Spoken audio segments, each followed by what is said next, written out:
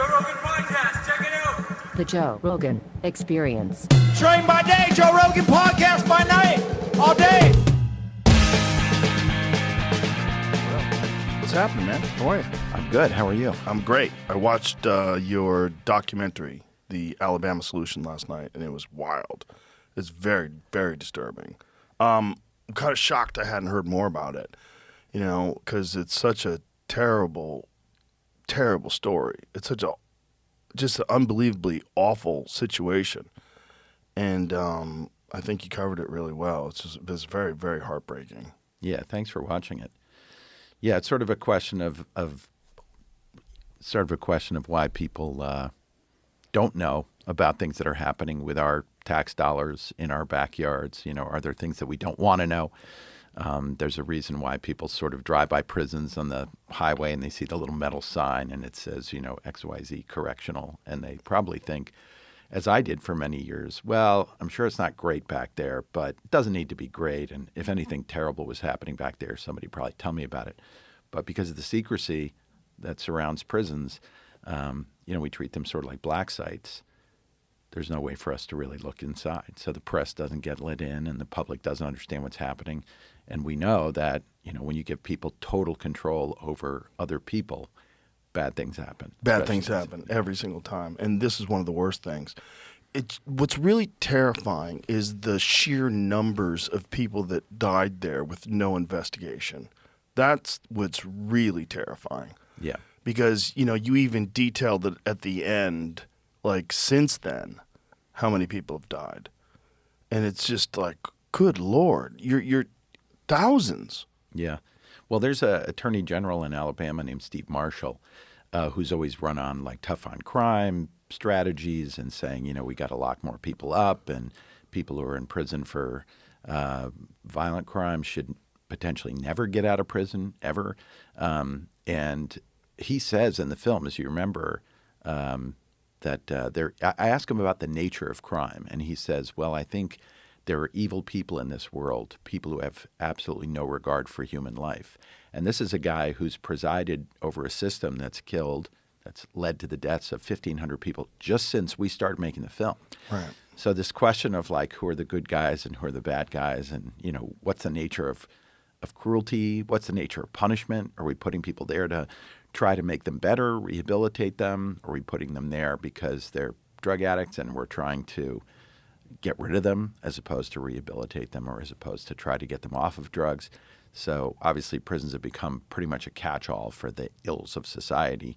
So if you have mental illness, much more likely to go to prison. Once you're in prison, if you're mentally ill or you have bad social skills, you're much more likely to get into a scrape with a guard who probably isn't trained to deal with somebody who's mentally ill.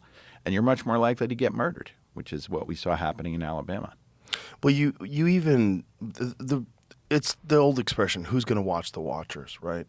Because one of the things that you detail is very obviously nonviolent people who spend all their time writing and reading, and they're getting retribution because they're calling attention to the terrible conditions at the prison. So the one guy with the glasses who was beaten blindly, what was his name? Robert O'Council.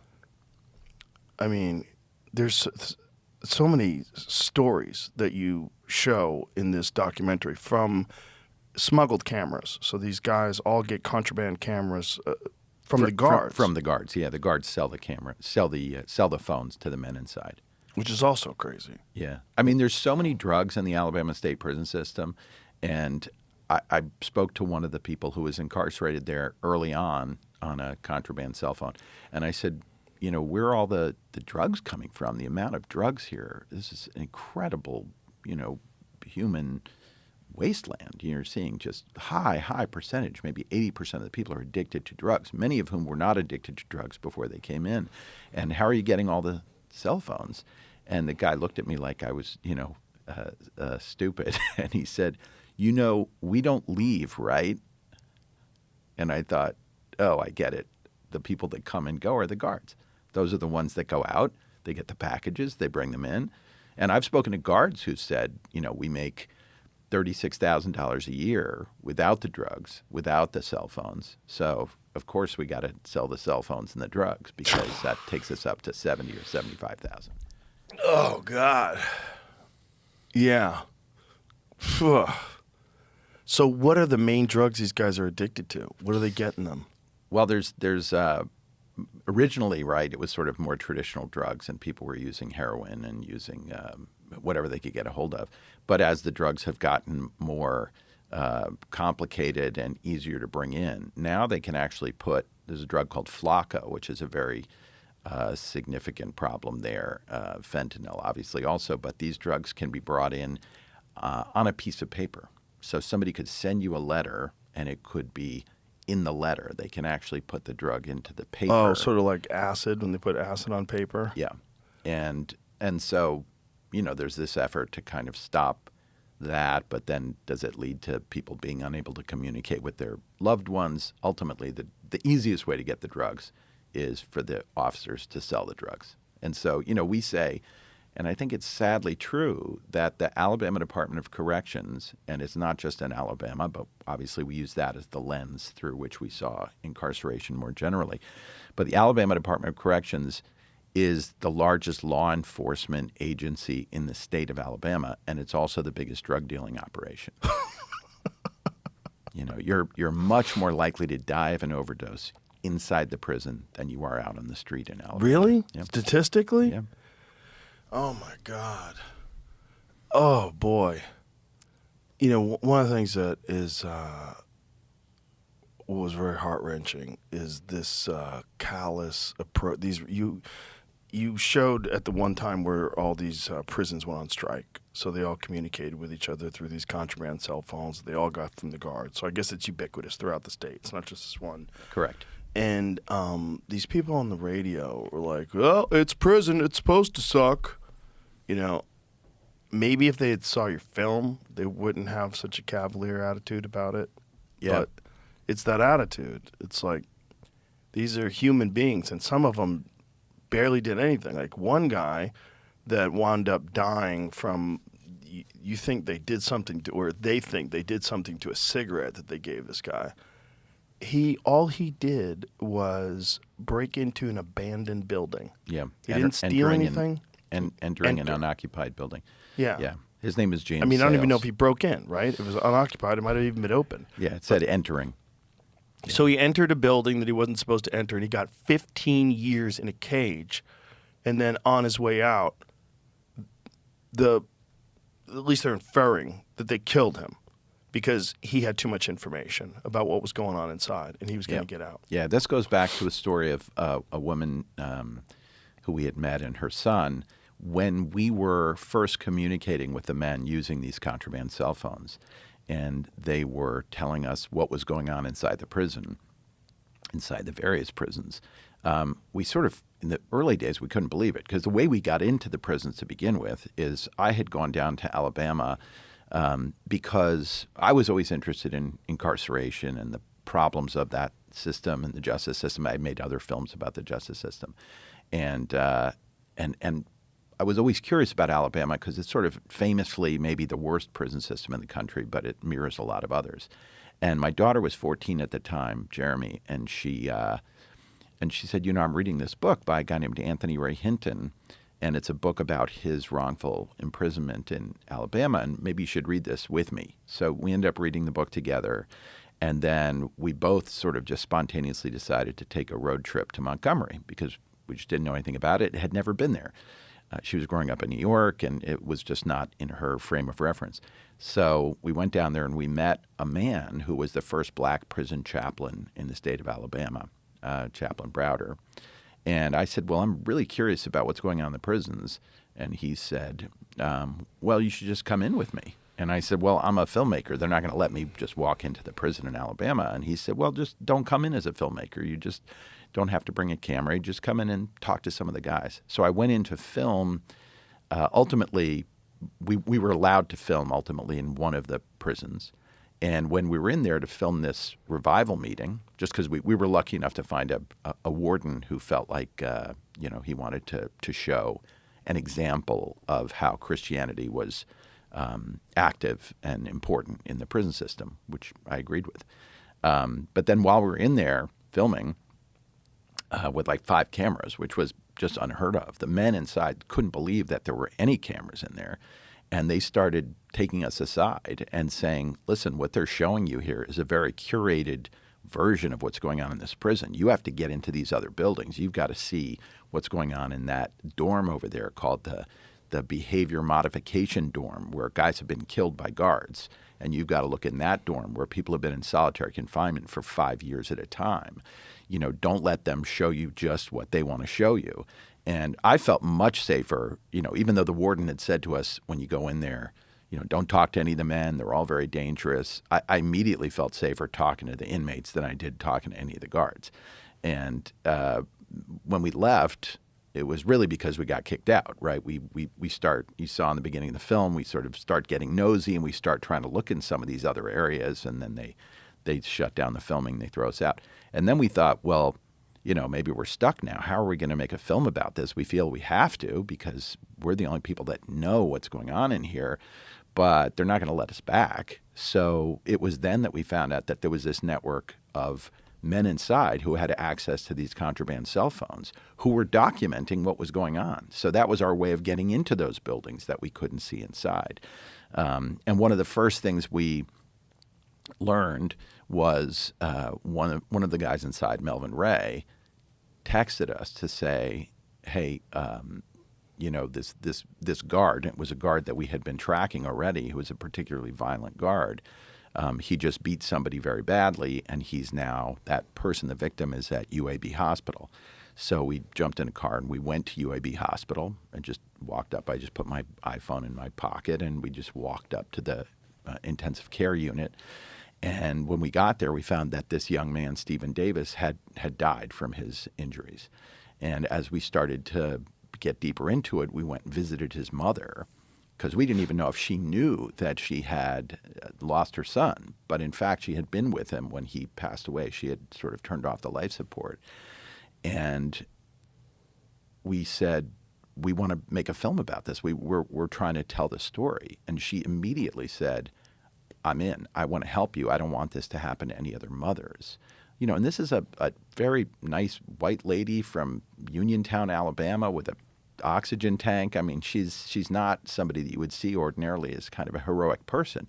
But when she loses her son, she really becomes so activated, and she ends up telling us the story. And then she says, look, you know, they're lying to me already. You know, my son just died last night, and they're already calling me and telling me things about how he was the one that attacked guards, and none of this is true. This all seems like it's fake. So teach me how to record my phone calls. You know, so this older woman suddenly became a really important partner in making the film. And this gets back to your question about Stephen Davis. So her son, who was a drug addict, right, didn't kill anybody, but was in a car when a drug deal went bad. He went to try to buy drugs, and his friend went in the house, and they had a fight, and somebody got shot. And then he got arrested and was charged with murder, because that's how the felony murder statute works. And so here you have a drug addict who goes to prison in Alabama and is in the highest security prison there, and is targeted by a particular guard who is especially violent and is just beaten to death in front of 70 witnesses.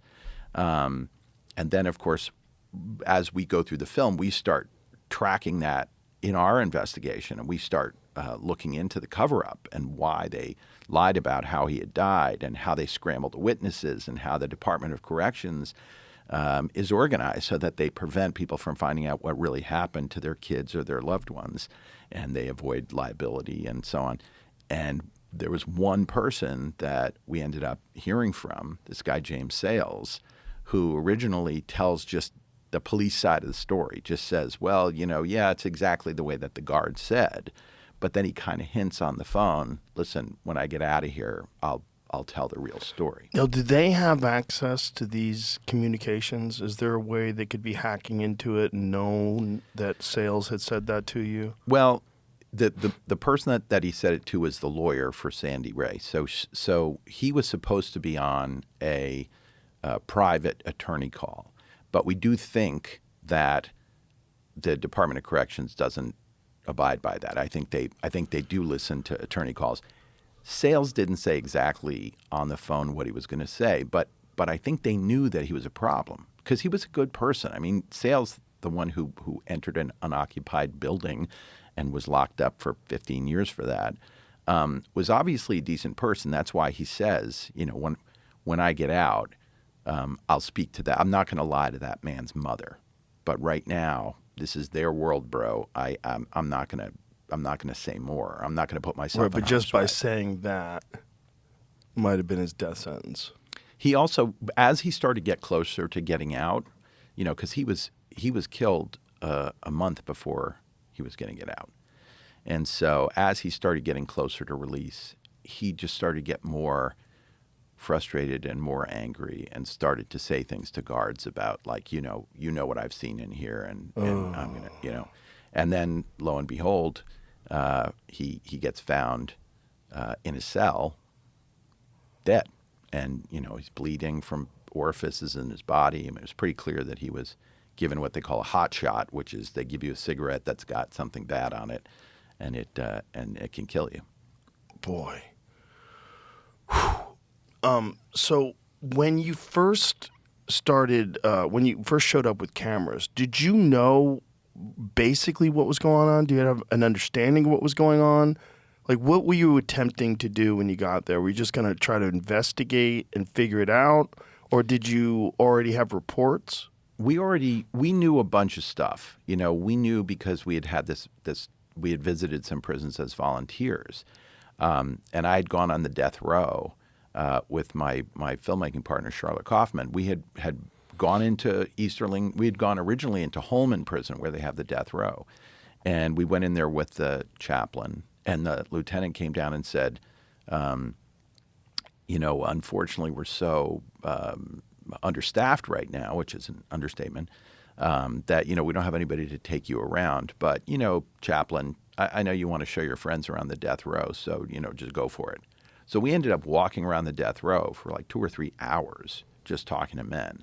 And those men were very helpful. They weren't, we weren't talking to irrational people. We weren't talking to, they're people who were trying to get the story out. And so we knew going in that there were a lot of bad things happening. We didn't know exactly what.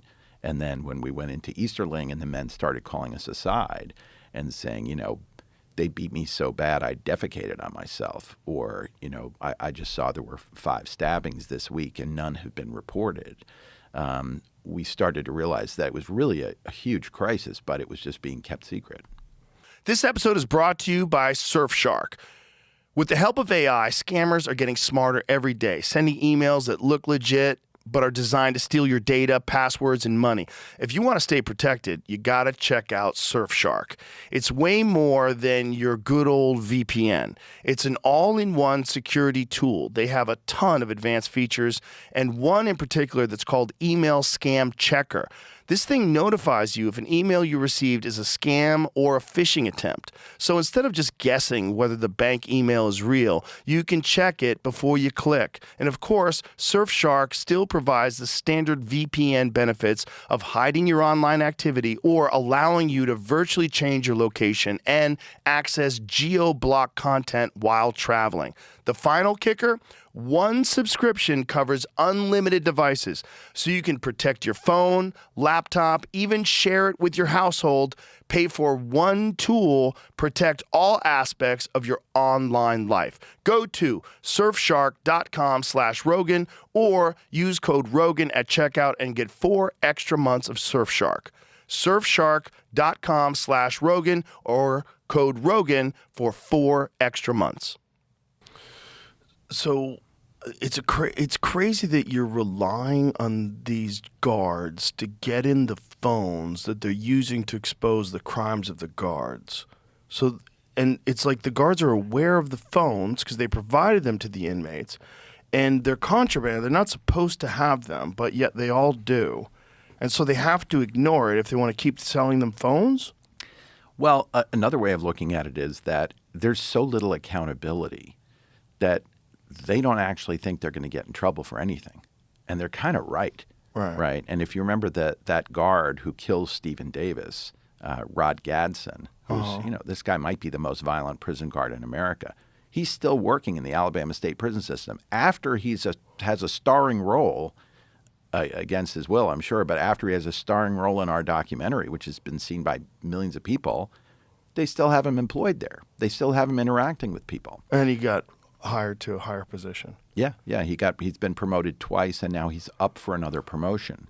So I think to some extent the guards just say, well, I can do whatever I want. I can sell the cell phones. And by the way, not all the guards are bad, right? There are guards that we met there who were pretty heartbroken because they went into the system hoping to make change or trying to, maybe they wanted to work in the police department and there weren't any jobs. But in their town, they had the ability to work in a prison. So they kind of went in there and described to us that they wanted to help people with addiction. They wanted to see if they could help rehabilitate people. But when they got in there, they realized very quickly that was not what was in the offing. That wasn't an opportunity for them. So the guy, this Roderick guy that beat Stephen to death, the story was that Stephen had some sort of an implemented weapon, correct? Yeah, that he had a plastic knife. Right. Was there any evidence of that? He had some kind of like some kind of plastic thing that he had made. It did not appear to be anything very serious because the reason he had made it is because somebody had called him gay. And you have to fight your way out of that, right? He wasn't gay, as it turns out. But you have to fight your way out of that. So if somebody calls you gay, you have to fight them? Yeah. In other words, you can't put up with that because otherwise they're going to turn you into what they call a sissy. They're going to turn you into somebody that gets raped. And there's so much rape in the prison that the DOJ report that came out said that there's rape occurring at all hours of the day and night in all areas of the prison. So rape is such a significant problem. And when Stephen Davis was in there and was accused of being gay, he had to make a show of fighting the person that was calling him gay. He never went after the guards or anything like that. And everybody that the lawyer spoke to, a dozen witnesses who had seen what happened, all of them said as soon as the guards came in, he immediately lay down on the floor and put his weapon about 15 feet away from him, put this plastic knife 15 feet away, and then the guards came in and just started beating him, even though there was no threat. And the guards would say, Gadsden was saying to Stephen Davis, quit resisting, and he wasn't resisting at all. And that's what all the witnesses said. So they just have to say that, so they yell it out. Yeah, it's almost. I think it was almost just a warning to everybody else. Like, look, I can do anything that I want. I can say that he's resisting. Isn't it funny? And the way he kills him, he stomps on his head with his size 15 boot. This is a guy who's almost 300 pounds. I think he's about 6'5", and he's been implicated in 24 other excessive force cases. And the Attorney General in Alabama, every single time, is defending the guard. How many other people died in those cases? There have been a lot of other injuries. I think that there have been 2 people who've died out of the 24, 25 cases that we know about. But there are a lot of just maimings. There are a lot of situations where people are just damaged, often permanently. You saw what happened at Kinetic Justice when Robert Earl Counsel, when he leads a nonviolent work strike. The guards come and attack him, and he loses sight in one of his eyes. Yeah. He's dragged out of the cell. There's a huge amount of blood. So especially these guys who are leading a nonviolent effort to try to improve conditions, they're always met with violence. Right. He was the guy that was at the head of this strike. Yeah. And then the strike really highlights something that I think a lot of people are unaware of, is how many industries actually use the prison system essentially for slave labor. Sure. Yeah. I mean, that was a shock to me, I think, is that, I guess we all sort of assume, well, if you're in prison and they ask you to mop the floor or you need to help serve the meals or something, that's a reasonable thing to do. I think what we don't realize is that those people are leased out to the governor, to the mansion where the governor lives. Crazy. That was crazy. Yeah. People that were denied parole were allowed to be on the grounds of the governor's mansion doing like groundwork, exactly, landscaping and stuff. Yeah. And beyond that, they're used for labor in industry, right? So those guys are sent out in the mornings in vans. They go work at McDonald's. They work at Burger King. They work at Kentucky Fried Chicken. They work at the Hyundai plant. They work at the Budweiser distributorship. And it's all sort of under the heading of, well, this is good for the guys. They get to get out into the community. But it's a forced labor situation because if they don't accept those assignments, then they're going to be punished. And they're going to be punished with long stays in solitary confinement. They're going to be given disciplinaries so that their sentences can be extended. They are often just beaten for that. So it's really an extension. I've heard you on your show talk about the Jim Crow laws, which led to convict leasing.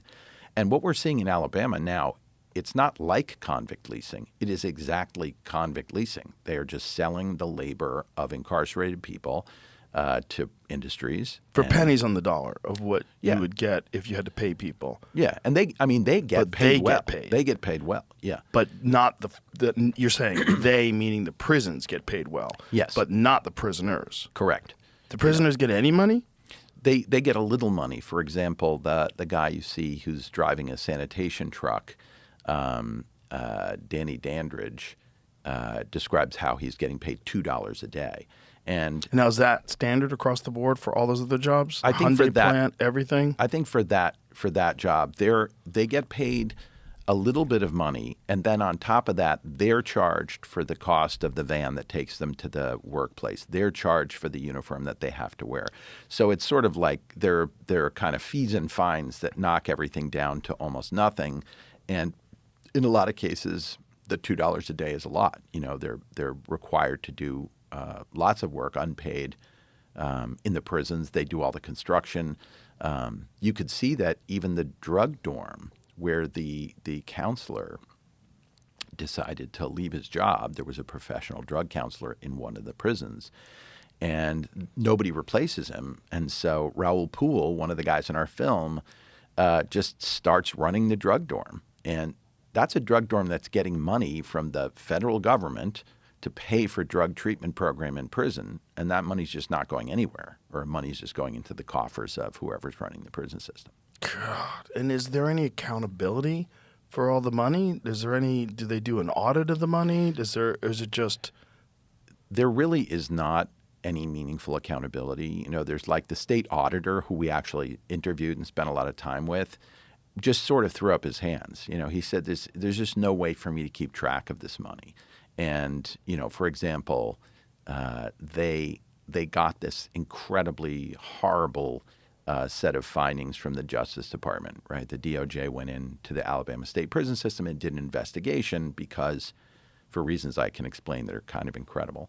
But anyway, they went in there and they investigated the whole prison system, which I think they'd never done before. Usually they investigate an individual prison or something like that. And they went in and issued a report that said, this is beyond the pale. There are horrific things that are happening in your prisons, people being murdered, and there's the highest rate of drug overdose and highest rate of rape. And Alabama's response was to say, well, we think that's just anecdotal and you don't know what you're talking about. And then they decided that their solution, the Alabama solution that we sort of ironically talk about in the title of the film, the one the governor talks about, is just to build new prisons. And meantime, the DOJ did not say to build any new prisons. The DOJ said your problem is with corruption and brutality, and you're operating really a criminal enterprise, and therefore you need to address the underlying problems. And Alabama's response was, well, the DOJ says the prisons are no good, so we got to build new ones. Well, so they get a massive contract. Yeah, exactly. So we always call it the Alabama Department of Construction, because they don't really change anything unless they have the opportunity to build something. And that's really good for all the governor's supporters and all the other people who are, in the construction industry. And, they've now started construction on these massive new prisons. Alabama's a tiny state. It's like, smaller population, I think, than Norway. And they've got a tiny budget, and yet they figure out how to put together a multi-billion-dollar prison construction plan. They can't fund it at first. The governor announces she's going to build these new prisons, which the DOJ did not ask for, and are not going to solve the problem. And they admit, by the way, that they're not going to affect overcrowding, which is a huge problem. The prisons are operating at like 200% capacity. And, when they're asked about it, the head of the Department of Corrections, they ask him, is this going to affect the overcrowding, or is it just the same number of beds? And he goes, no, it's the same number of beds. It's not going to affect overcrowding. So they're building these massive new facilities. The governor can't get them paid for. She can't raise the money in a bond offering. So they go after the COVID money that they got from the government, which is not designed to build prisons, right? It's very hard to argue that building prisons is something that's going to relieve some other kind of health problem or whatever. And then I think they get fined for that, or you have to pay a fine if you use government money for a thing that's not supposed to be for. And then when they start construction, they still can't raise the money, but they start building the new prisons even before they're authorized by the legislature. That's how clearly it was communicated that these prisons were going to happen. In other words, we had a crew in Alabama that was watching this site of this one massive prison that they were planning on building, and there were just bean fields. And it was quite beautiful, actually. And one day I get a call from somebody, and they say, we got to start filming because there are 25 earth movers here. And I said, well, that's impossible because the legislature hasn't even approved the new prison construction. And they said, well, the prison construction companies know it's happening, and they're already spending hundreds of thousands of dollars just to clear the site. So the fix was in on this new prison construction. And the governor announced that it was going to cost $900 million to build 3 new prisons. So far, they've broken ground and are far along on the first prison, and it's up to $1.3 billion. So when you open that door, a whole lot of commerce comes in, a whole lot of companies come in, and they ask them why was it so expensive? How did it go from $300 million for one prison to $1.3 billion for one prison and counting? And they said, well, it's inflation, and meanwhile, like I'm pretty sure that the government's not going to say that we got 400% inflation at the moment. So it's kind of institutionalized thievery. Yeah, it's organized crime. Yeah. When you are in charge of deciding what's crime, yeah, and you're running a state like Alabama. Yeah. Yeah. And I think, money in the justice system is a very perverting factor. I made this series called The Jinx, and Robert. Great fucking series, by the way. Oh, thank you. Thank you. Crazy. Yeah. Like, you watch this going, what? Yeah. Is this real? Yeah, me too. I mean, he's an incredible person to watch. But one thing about him is, that family's worth $9 billion. This is not like a regular rich person in America. This is an extra super duper rich person in America. And he's killed 3 people over 30 years and just walking around, gotten away with it. Meantime, you have young women, moms in Brazos County Jail in Texas.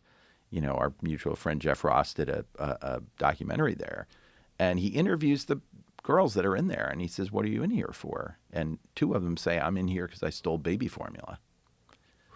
So that's money. Money means a lot in this equation. Crazy. Yeah. Yeah. The money stuff is all over the place. It's the perverting of the system with money. You see because, for example, these big prison companies like Geo Group and CoreCivic make money by having full prisons. They're private prison companies, but there are lots of there are a lot of companies that provide services to public prisons, to state prisons, like Cisco and all these companies that sell food there. But everybody makes more money if the prisons are full, and so you have the head of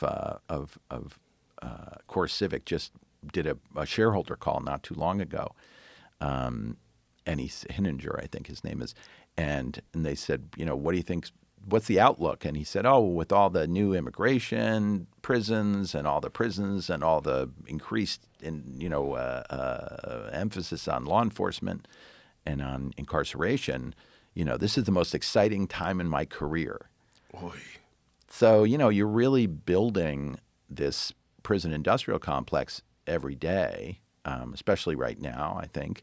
And all these people they're all doing bad stuff. There's a company called Securus, which is run by Tom Gores, who is a big team owner, owns the Pistons, Detroit Pistons, and some other teams, and is a private equity guy worth about $10 billion. And his company, Securus, does communications for the prison systems. And they made deals that have now been sort of exposed, but they made deals with sheriff's departments where they had jails. And they said, instead of letting kids visit their parents in jail and actually get to see them and hug them and maybe have some kind of normalcy, let's install video visit terminals. So the cover story was the video visits are going to be great because you don't have to drive across the state to see your loved one. But the contract specifically said that they had to replace in-person visits. So when a kid went to go visit his dad, even if he was 20 yards away from him in the prison waiting room, he had to use a video terminal, which cost $12.99 for 20 minutes, and he was not allowed to see his dad in person. So that's an example of, and that's in the contract. That's in the Securus contract that said that they have to eliminate the in-person visits. So when you allow that for-profit motive to be driving things in these like state institutions where theoretically we should, have some kind of like moral approach that makes sense for society or, can help community or build our relationships or help people stay in touch with their loved ones when they're incarcerated. When you add that for-profit motive there, the system is just designed to exploit. It just is natural that all those people have to get, they all have. There's a kind of a value to every visit. Every time a visit, every time a kid comes and visits a parent, it's worth $12.99. Well, why do it for free if you can get $12.99 for it? Is it one of the darker aspects of human nature in regards to our relationship with money? That so many people, if unchecked, if you give them the opportunity to make more money at the expense of other people, they do it. Yep. They just do it. Yep. They do, especially under the framework of a corporation. The framework of a corporation allows you to have a diffusion of responsibility because you don't think that you're the one doing this horrible thing. It's this thing that you work for, and I'm just doing my job. Yep. And also, if you're involved in a corrupt system and this is your job and you think of these people as all good people that are part of the corrupt system, it sort of minimizes the horrible feelings that you have about that corruption. You just dismiss it. I really believe I've heard you talk about diffusion of responsibility before. I think it's such a huge part of what drives all this is that you have people who don't really have to ask themselves the hard question. Am I the person that's exploiting somebody? Am I the person that's overcharging a mom? Am I the person that's charging somebody a crazy amount of money for their medication or allowing somebody to die from medical neglect? Because once you have a corporation and you look at that org chart, you could see the org chart as like, oh, that's a nice orderly way of getting commerce to move forward. But it's also 1,000 points of responsibility. Every one of those persons just takes a tiny measure of responsibility. Well, I'm just in the accounting department. I mean, I don't make the rules. I don't make the laws. And you see that, in the healthcare industry, people recording their calls with their healthcare providers or their insurance companies saying, oh, I'm sorry, I really can't answer. That's not my job. Somebody else makes that decision.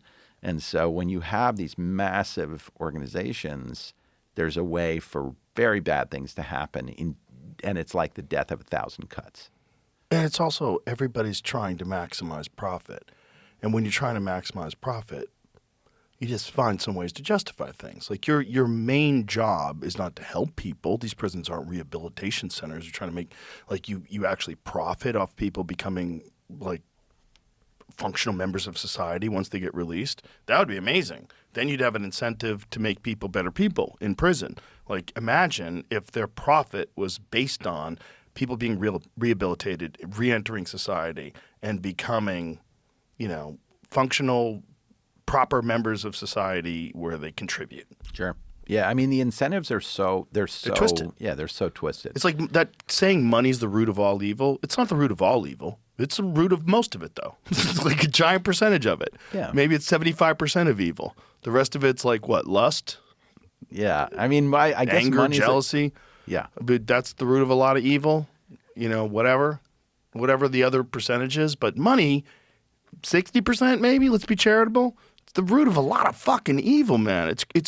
And when you can do it inside of this framework of a corporation, it's so twisted because it's ubiquitous. It exists in almost all industries. There's always, whether it's this is the reason why people celebrated when that healthcare executive was shot.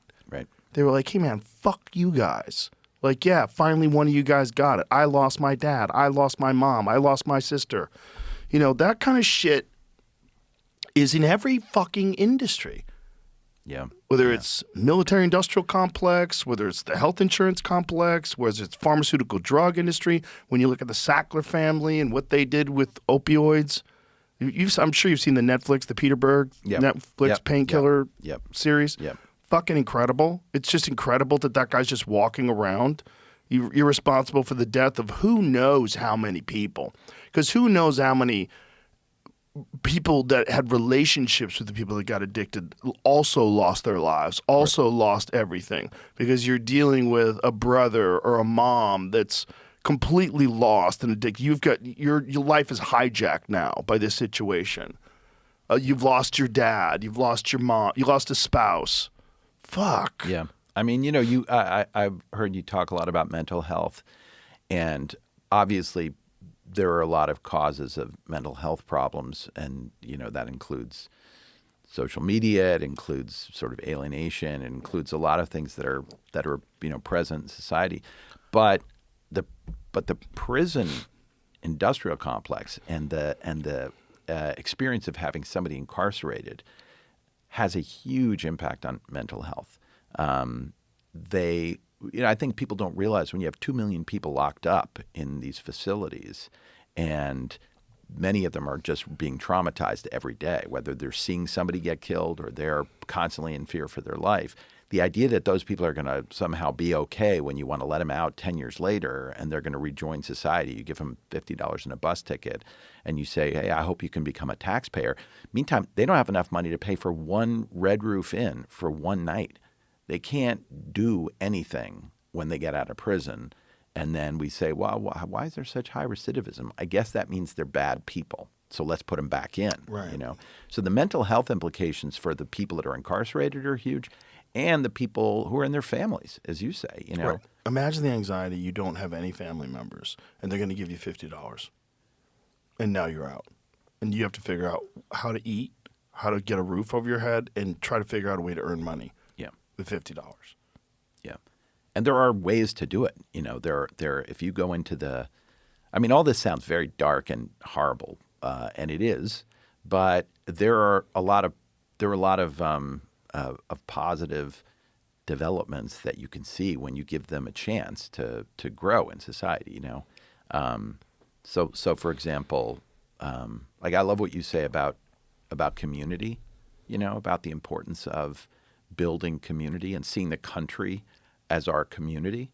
And, if we're torturing people that are in our community, if we're being cruel to people that are in our community, what does it say about us? Right. What does it say about Christianity? What does it say about God? What does it say about forgiveness? And clearly we see that there are so many instances where people are trying to do something better. There's a woman named Erica in Alabama who was a mental health professional, and she described to me what it was like to try to give mental health services to people who are incarcerated. And I was trying to figure out, looking at these images of the places that they keep people and these cells, these solitary cells with just a little tray slot. And, they're in there for in a 5x8 room with no windows, and they could be in there literally for years. And I said to her, well, can you tell me, like, when you do a session with somebody and you're trying to, talk to them about their suicidal ideation or their various problems, what does that look like? How does that work? And she goes, well, it's a little uncomfortable because I got to be on my knees. And I said, wait, why are you on your knees? She said, oh, well, I have to be able to talk through the tray slot. And I said, so when you're giving a mental health counseling session to somebody who's incarcerated, you're not allowed to open the door. You're not allowed to see, assuming that person's not like having a violent fit or something like that. You're not allowed to sit down across from them and have that conversation. She said, no, but it's okay. I just put my mouth up to the tray slot. And I just thought, when you think about the idea that that's going to be somehow something that will give relief to somebody who's really struggling with a mental health crisis in prison, we're doing the absolute minimum. We're checking the box that says, yeah, once a month this guy has a psychiatric evaluation. But nobody's taking a picture of that and showing what it really looks like to have this nice, young lady, this idealistic young mental health person kneeling outside a metal cell with, bloodstains on it, talking to somebody inside. Through a food slot. Through a food slot. And that's probably the only interaction this person has with human beings other than the guards. Yeah. Who are very cruel. Yeah. And you're alone in that cell, which is also terrible for mental health. Like, there's nothing worse for mental health than complete total isolation. Yeah. With no access to anything. Yeah. Have you ever had experiences with people, friends or family who've been incarcerated? Oh yeah, quite a few. What's that been? What's that been like? Well, I had this one friend that I used to do martial arts with when I was a kid, and when I was probably around 16 or 17, he wound up going to jail. I didn't know him that well, but I knew him as this guy who competed in tournaments, and he would show up and train with us, and he's just a pretty tough guy. He went into jail and he came out, first of all, much bigger. He was just like stacked with muscle. All of his tattoos he burned off, so he had scars, like these big keloid scars over all of his tattoos now. And he was a completely different person, like a violent animal, like a terrifying guy to spar with. If you spar with him, you were in there was nothing, no holding back. Sparring, for the most part, when you like people, you're hitting them only a certain percentage of your strength. This guy was not doing any of that. He was full blast with everything. It was like a caged animal. And as I got to be closer to him, I actually became closer to him after he got out of prison than he was before, because I just spent more time sparring him and hanging out and training with him and, being in these group classes with him. He started telling me these stories about what it was like in jail and just fighting for his life. He had to take on 3 guys, and he picked up a broomstick and he was beating these guys. He's just telling me these crazy stories of guys trying to kill him in jail, and he was in there for 3 years for drug selling. And then he went right back to selling drugs.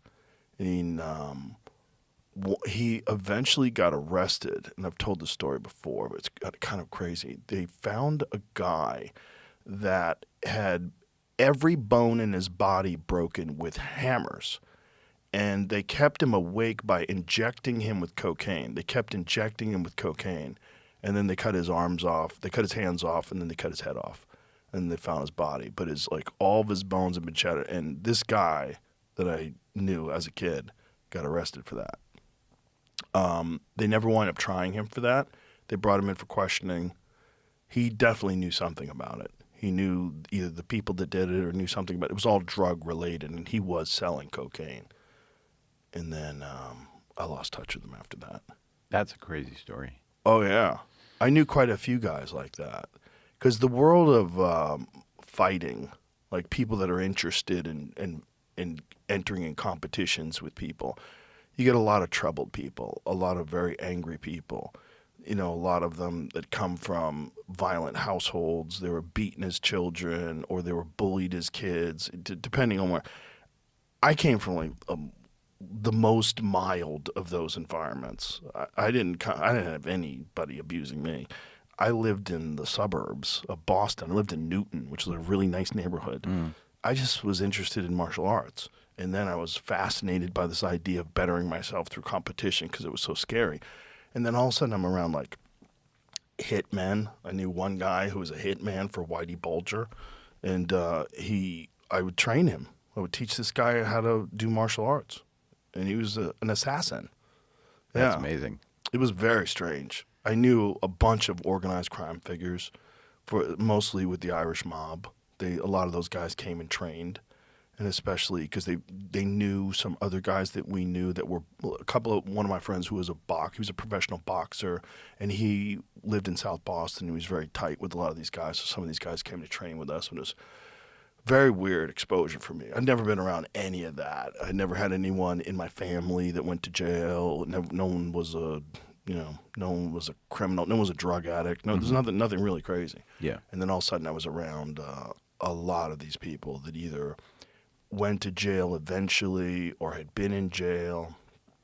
Yeah. Because I think there's that question of, people say, well, if you don't like the prison system the way it is, or if you don't think people should get locked up forever, then, you're just soft on crime. And obviously, you're some kind of snowflake. But clearly there's a role for prison. There's a role for jail. The question is whether we should be putting people into institutions that just further damage them, further re-traumatize them. Right. You're just making them hardened. They're going to be worse criminals if they get out, if and when they get out. Yeah. And there's no emphasis on rehabilitation. So that's the thing. It's like if you're releasing them back into the street, like what are you doing to the rest of society? If you're taking a person who's committed a violent crime, making them way worse in jail, and then releasing them, this is like a slow bomb. It's a slow release bomb. And then also they have no options because no one wants to hire an ex-convict, especially someone who went to jail for like aggravated assault or something like that. So it's very, very difficult for these people and very, very difficult for society to make a decision. You want to make a quick fix of something. You want to protect people. Just keep them in jail. Keep everybody in jail. But there's zero emphasis on how to take a person from a completely broken childhood, broken home, violence, drug addiction in the home, all the chaos, completely being accustomed to violent crime because it's all around you. It's in your neighborhood. Sure. You imitate your atmosphere. And then what do we do with these people? There's no emphasis whatsoever on it. It's just using them as human batteries to generate money. And that's evil. That's what's really crazy. And this is where people have subverted this idea of incarceration being some sort of a rehabilitation or correction, right? They call them correctional facilities.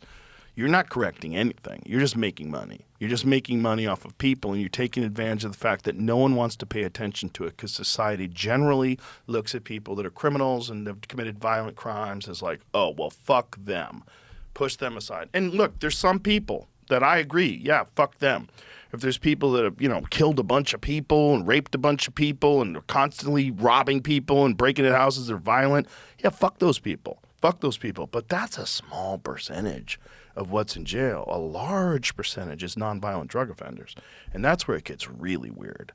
It's like, so a person is deciding, you can have the drugs that we sanction. You can have the drugs that we tax. You can have these drugs. You can have these prescription drugs. You could have this drug that you buy in the liquor store that we call alcohol, which is clearly a drug. You could buy your cigarettes. You could buy your coffee. You could get all these drugs that we like. Adderall, you need Adderall. Andrew, I think you have a little ADHD. Maybe you should use some fucking speed, and we'll sell you that speed, and we'll tax that speed. Anything else, we'll put you in a cage because you're not following our rules. And it's like a grown adult telling another grown adult what they can or can't do with their life is responsible for what, 50% of the people that are in cages? That's kind of crazy. It's almost time for spring break, so maybe you're headed to the beach, or maybe you're taking the kids on a road trip, or maybe you're just taking some extra time for yourself. No matter what, you deserve a break and a reset, and AG1 can help. AG1 is your daily health drink. Just one scoop combines your multivitamin, pre- and probiotics, superfoods, and antioxidants to help support a healthy immune system and digestion. Plus, it travels really well, so you can start working it into your routine even when you don't have a routine. Just slip a few travel packs into your luggage and have a nice flight. I've talked about AG1 for a long time, and it's not just me. I know a lot of people enjoy it. It's very easy, it's very convenient, and you deserve to take care of your health. Visit drinkag1.com/Joe Rogan, and for a limited time, get a bottle of omega-3 vitamin D3K2 and an AG1 flavor sampler for free in your welcome kit with your first subscription. That's an $111 value at drinkag1.com/Joe Rogan.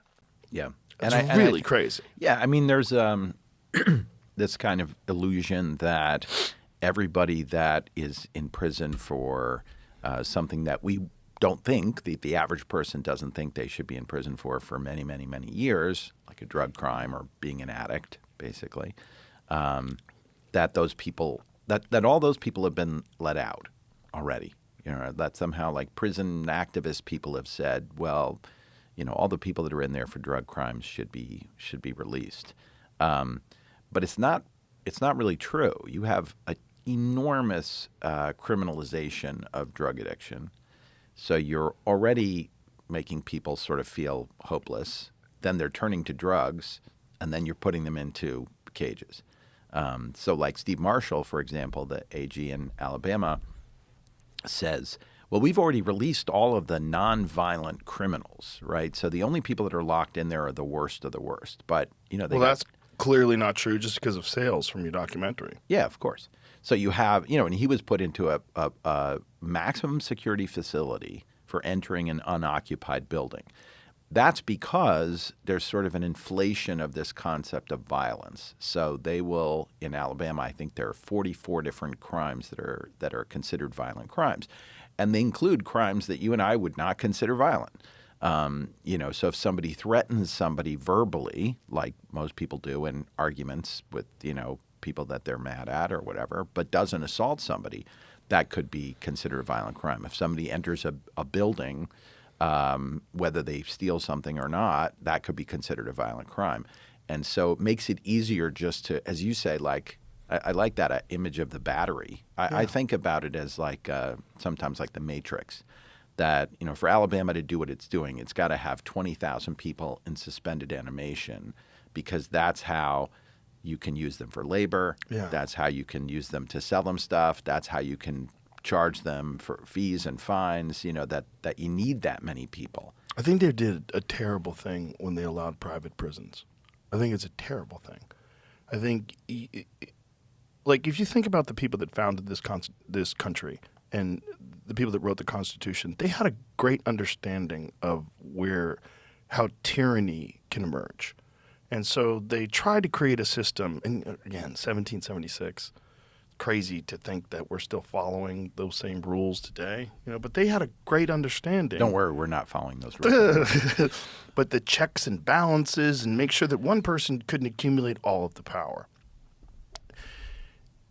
Whoever first initiated the policy of allowing and paying for private prisons to exist in this country did not think it through like that at all, did not think of incentives, did not think of how people always, when given the chance to make more money, figure out a way to justify making that more money and come up with rules or regulations or carve-outs, caveats, some reason why they can continue to accelerate.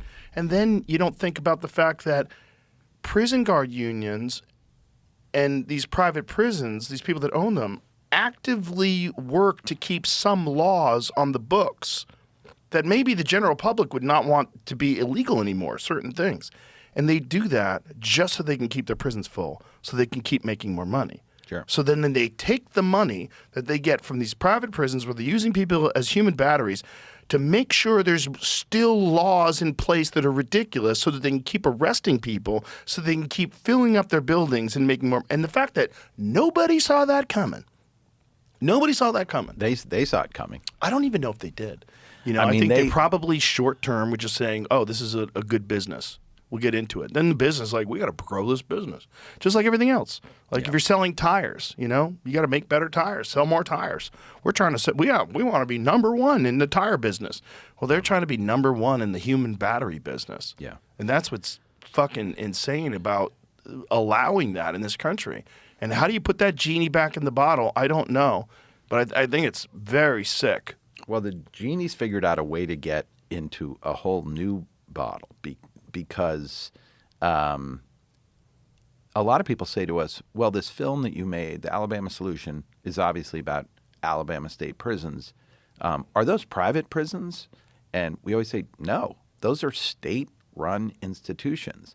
But they kind of function like private prisons in a way because they're able to make deals with Securus about their prison phone system, and that makes millions and millions and millions of dollars that's extracted from the poorest people in the country, right, who are being charged like high, daily and even per minute fees for being able to communicate with their families.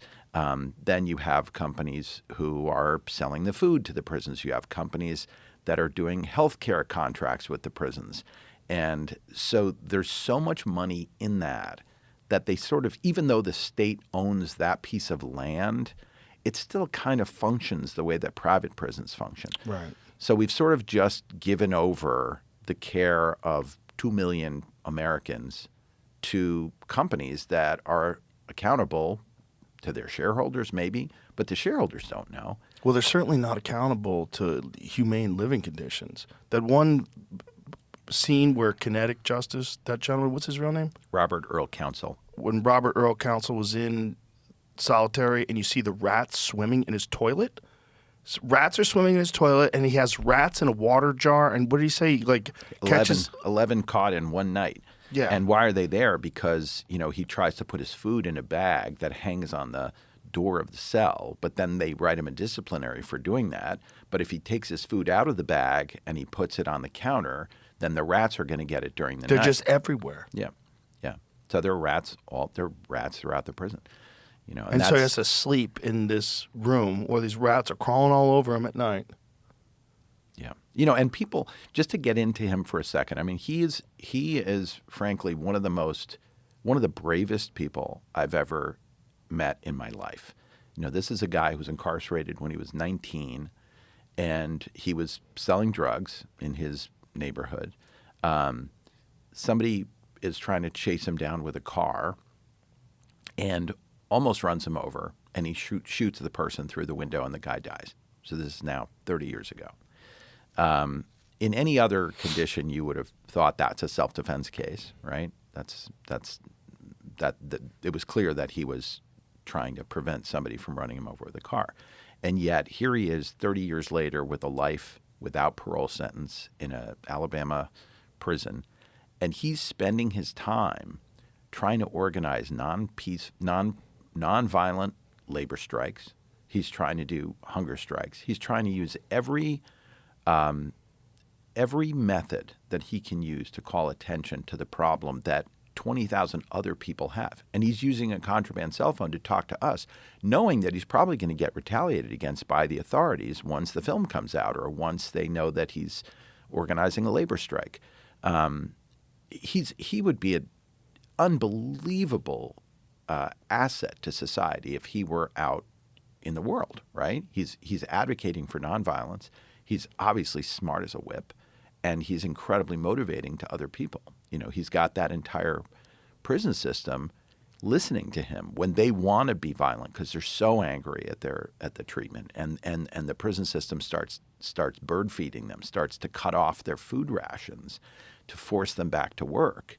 And Kinetic, Robert Earl, is the person who says, that's not going to solve anything. We don't want to do that. So, you see this huge level of humanity, talent, thoughtfulness in people that are locked away, and we just assume, well, if they're in prison, that means that they're bad people. In the meantime, there's so many other people on the outside who don't get locked up for doing things that are much worse. So it's a very confusing message to be sending. Well, especially for someone like you who did the Jinx, and then you do this. Yeah, I mean, it's a really good point. I worked for a long time on the story of Robert Durst, and when we discovered evidence that showed that he had killed his wife and his best friend and his neighbor in Galveston, dismembered him, we found the only evidence that proved that he did those things.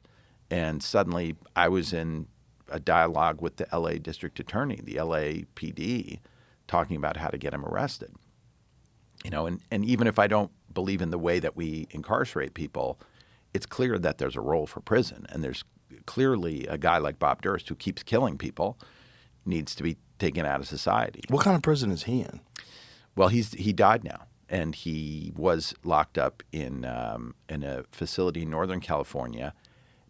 It was sort of a facility for senior citizens who had medical problems. So, a lot of really rich people, as you could tell from, there have been a bunch of cases on this, really rich people hire consultants to help them navigate what prison they're going to end up going to.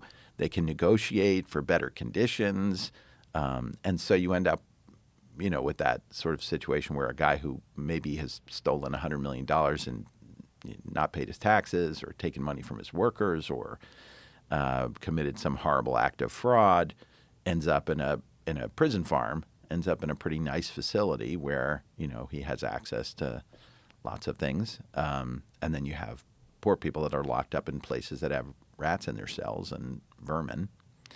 But yeah, I was always sort of amazed that Robert Durst was able to get away with what he got away with for so long. And why do you think that is? Well, how much did you know about it before you started the documentary series? Well, I knew a lot because I had made a narrative film called All Good Things, about sort of Robert Durst's origin story, his relationship with his beautiful wife when they were both young, before all the bad stuff started happening, and he became the guy that he became. There was this kind of strange love story between this kind of difficult man and this very lovely girl, Kathleen McCormick.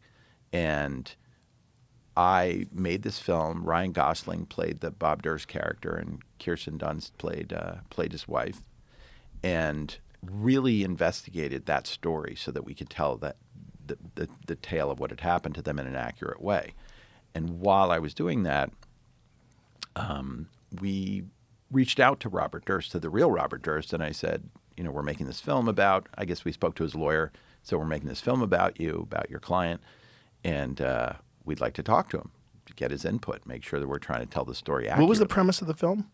It was basically the story about him and his wife when they first met, this rich guy and this girl from sort of the other side of the tracks, and then how eventually that relationship got toxic. Eventually he kills her.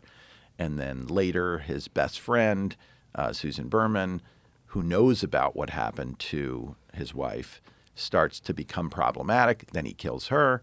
And then later he moves to Galveston, Texas, and disguises himself as a deaf-mute woman, if you remember this. And he ends up becoming friends with his elderly neighbor and this guy named Morris Black, and they go out shooting in Pelican Island and so on. And eventually they have a little altercation because he figured out who Bob Durst was and that he was sort of on the run, and he dismembers that man. He kills him and dismembers him. This movie with Kirsten Dunst, when was that released? I guess we started working on that in around 2005, and it came out in 2010. So in 2010, it's about to come out in theaters, this film, and there was a big article in the New York Times about how accurate it was and how much we had done to, make sure that the details were right and so on. And the real Robert Durst reads the article and calls me out of the blue. And, I had tried to get in touch with him before without any success.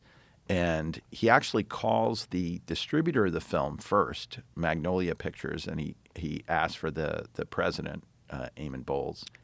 and Eamon and I would use Bob's voice, like when we would talk to each other, because Bob had a very recognizable voice. So when I would call him, we would hang up and I would say, bye-bye. And that was always sort of Bob's tone. And then one day somebody calls Eamon's office and says, this is Robert Durst.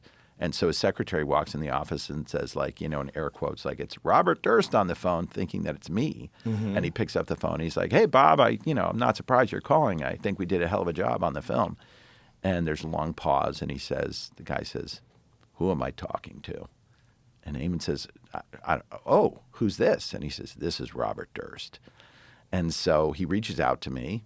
I knew that he was trying to reach me so I could record my very first phone call with him. And I call him and I say, listen, I'm keen to talk to you. I've been making this film about you for the last 5 years. And he said, well, I would like to see the film. So I arranged for him to see the film. And he calls me immediately after he sees the film. And he says, I want you to know I like the movie very much. The movie kind of shows him killing 3 people, right? And I said, well, why did you like it? And he said, well, you did a beautiful job explaining what I was going through as a child and the difficulty I had and losing my mother. And Kirsten Dunst was just like my wife, Kathy, and I cried 3 times. And I would like to do something with you. You know, I would like there to be something out there from me, my ability to sort of tell my story. And I said, all right, well, why don't we sit down? I'll ask you a bunch of questions. And he said, that's fine. Okay, let's do that. So I end up sitting with him for 3 days. I've just finished a movie about him, a dramatic film, which is now in theaters. And I sit down with him and interview him for 21 hours. And you think you do long interviews. He's 21 hours with this one person. And he is fascinating. I mean, absolutely extraordinary. He is incredibly honest about things that most people would never be honest about. Like? He talks about how, he had violent arguments with his wife, or he says, that he says crazy stuff. I mean, he explained to me that I said, I think you were kind of offensive when you went to visit her mother. She had this mother who was in her 80s, and you went to visit her mother, and, I think you did some odd things. He goes, well, yeah, I visited those people, and they were, that woman, she reads Yankee magazine, and she asked me how I liked her daughter. And I told her that Kathy had come out of the shower and my penis was hard.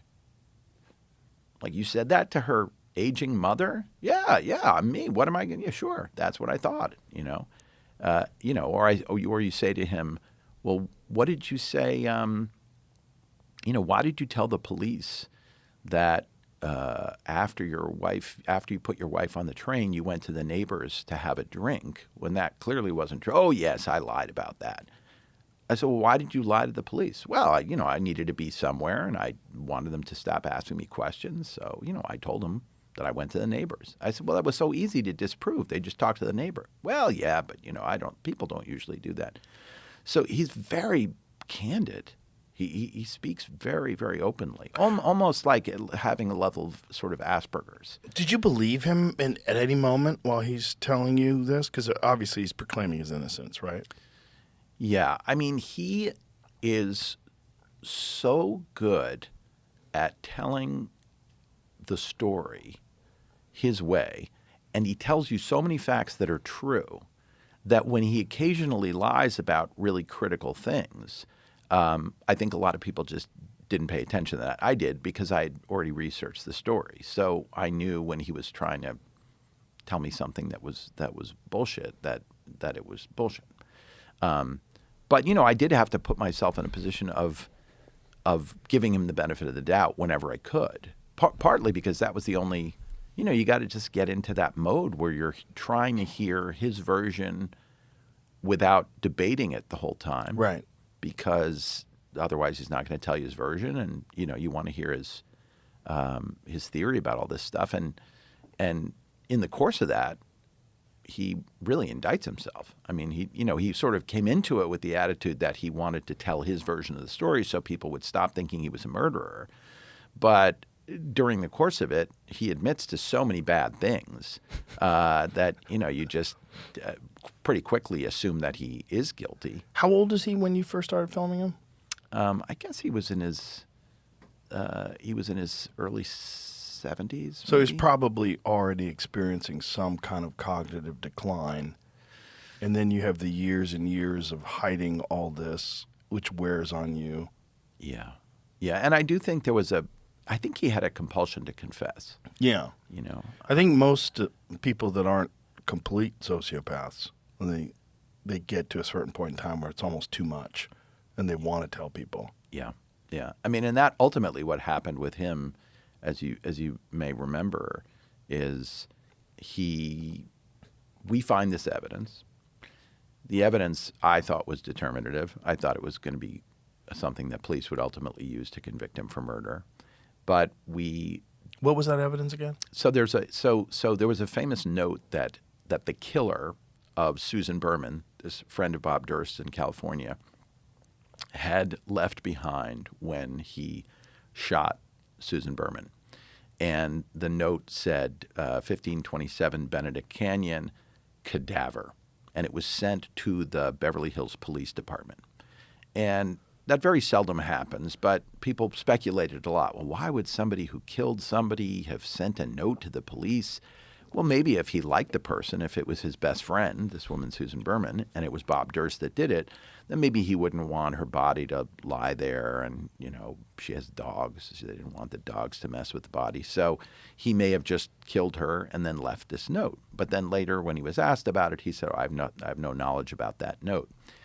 So when we're doing our investigation, we discover a letter that he had written to Susan Berman that has almost the exact same words on it because it's addressed to her at 1527 Benedict Canyon. So we can see the handwriting on that, not just a handwriting sample, but a handwriting sample that's saying exactly what it said on the letter that Right, with the same misspelled words, right? Exactly. And he writes 1527 Benedict Canyon, Beverly Hills, California, misspells the word Beverly, puts in an extra E at the end. And, of course, this letter that we find, he also misspells the word Beverly. So nobody had ever seen, or the police hadn't known about this letter. So we find it, and then I immediately start planning a way for me to show it to him in a second interview. And he had always said to me, like, if you ever need me to sit down again, I'm happy to come back and I'll I'll answer any question you want. But I start to call him about doing the second interview, and he gets very skittish. And then this goes on for 2 years. And so we have this evidence, but we need to show it to him. And I had done a bunch of research. I talked to Marsha Clark, for example, who was smart about how the LA District Attorney's Office works. And she said, if you have the opportunity to sit down with him and show him the evidence, do that before you go to the police, because it's going to be the police are not going to be able to do something like that, and he's going to lawyer up. But you guys, before you're even in contact with law enforcement, you could show him the evidence, and he's going to have to react to it, and I bet it's going to be interesting. So we finally get him to sit for the second interview, and I show him the evidence in the interview, and he has this incredible meltdown. I don't know if you remember this, but he starts burping uncontrollably, and he starts rubbing his face and breathing, and he's obviously very, very surprised to see that there's this letter that matches the cadaver note that he admitted could only have been written by the killer. So he's sort of he's trapped. And I finish the interview with him, and he gets up and goes to the bathroom, and he leaves his microphone attached. And while he's in the bathroom, he confesses to the murder. He's a guy who talks to himself a lot. And he always said that to me. He said, sometimes I talk to myself for long periods of time, and I get in fights with people because they think that I'm hassling them, but it's just me. I just talk to myself. So when he goes in the bathroom, the first thing he says when he goes in is, "There it is, you're caught." He says that to himself. And it's and then he goes on to say, killed them all. I killed them all, of course. And it's such an extraordinary thing to have. Did you have your bubble headphones out on from. while he was doing that? No, and that's kind of fascinating. So I didn't know that he said anything when he went to the bathroom. And so we're working with the LAPD. We're giving them the printed evidence, the letter that matches the cadaver note, and it's a pretty strong case already. And we don't know that he's said a word in the bathroom. And it's not until 26 months later that we have an editor, Shelby Siegel, who is just going through audio and kind of cleaning up old tracks because we're getting ready to deliver the film to HBO. And she sees on the editing system that there's a little waveform, there's a little squiggle that shows that there's some audio when he's in the bathroom.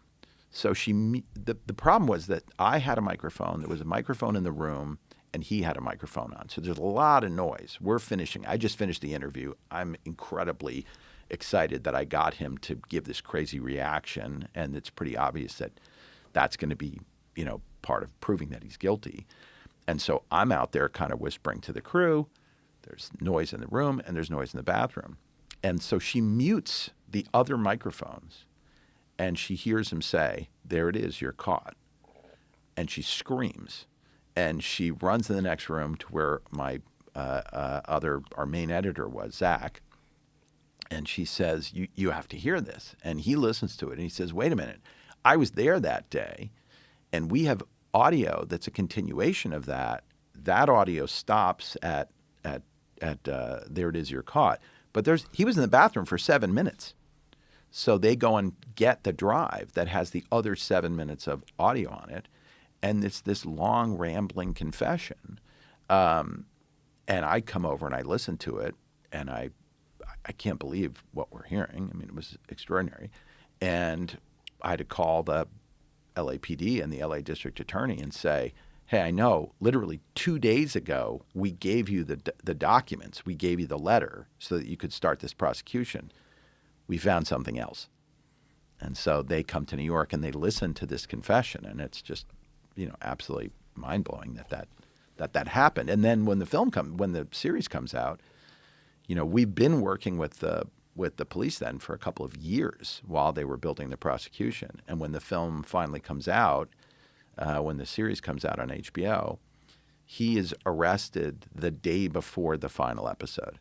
So it's in the final episode that he makes that confession, and they arrest him right before because they knew that he was going to go on the run. Was he aware that you had the audio of the confession? I don't think he remembered saying anything. I don't think he's even all that aware that he sometimes just burbles out with these. Do you think he started, this is pure speculation, but do you think he started going crazy after he started killing people?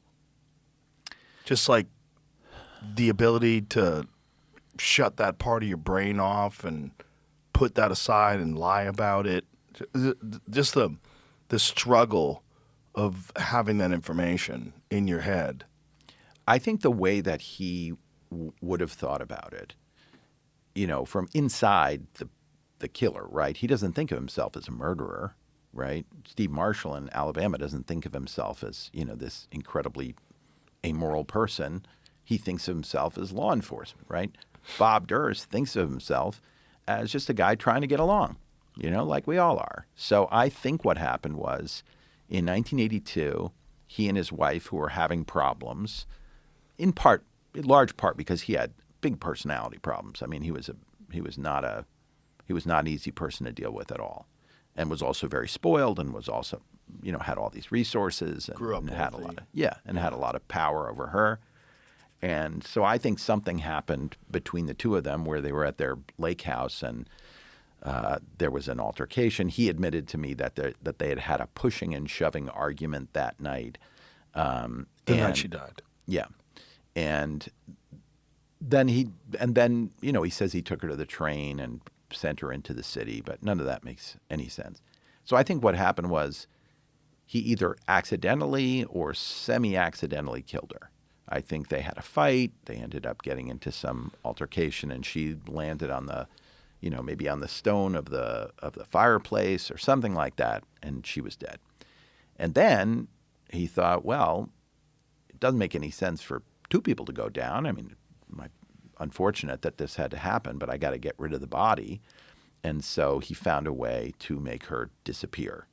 We don't know exactly what happened to her, but we know that, he alleged that he had put her on the train to go in the city, and they never found the body.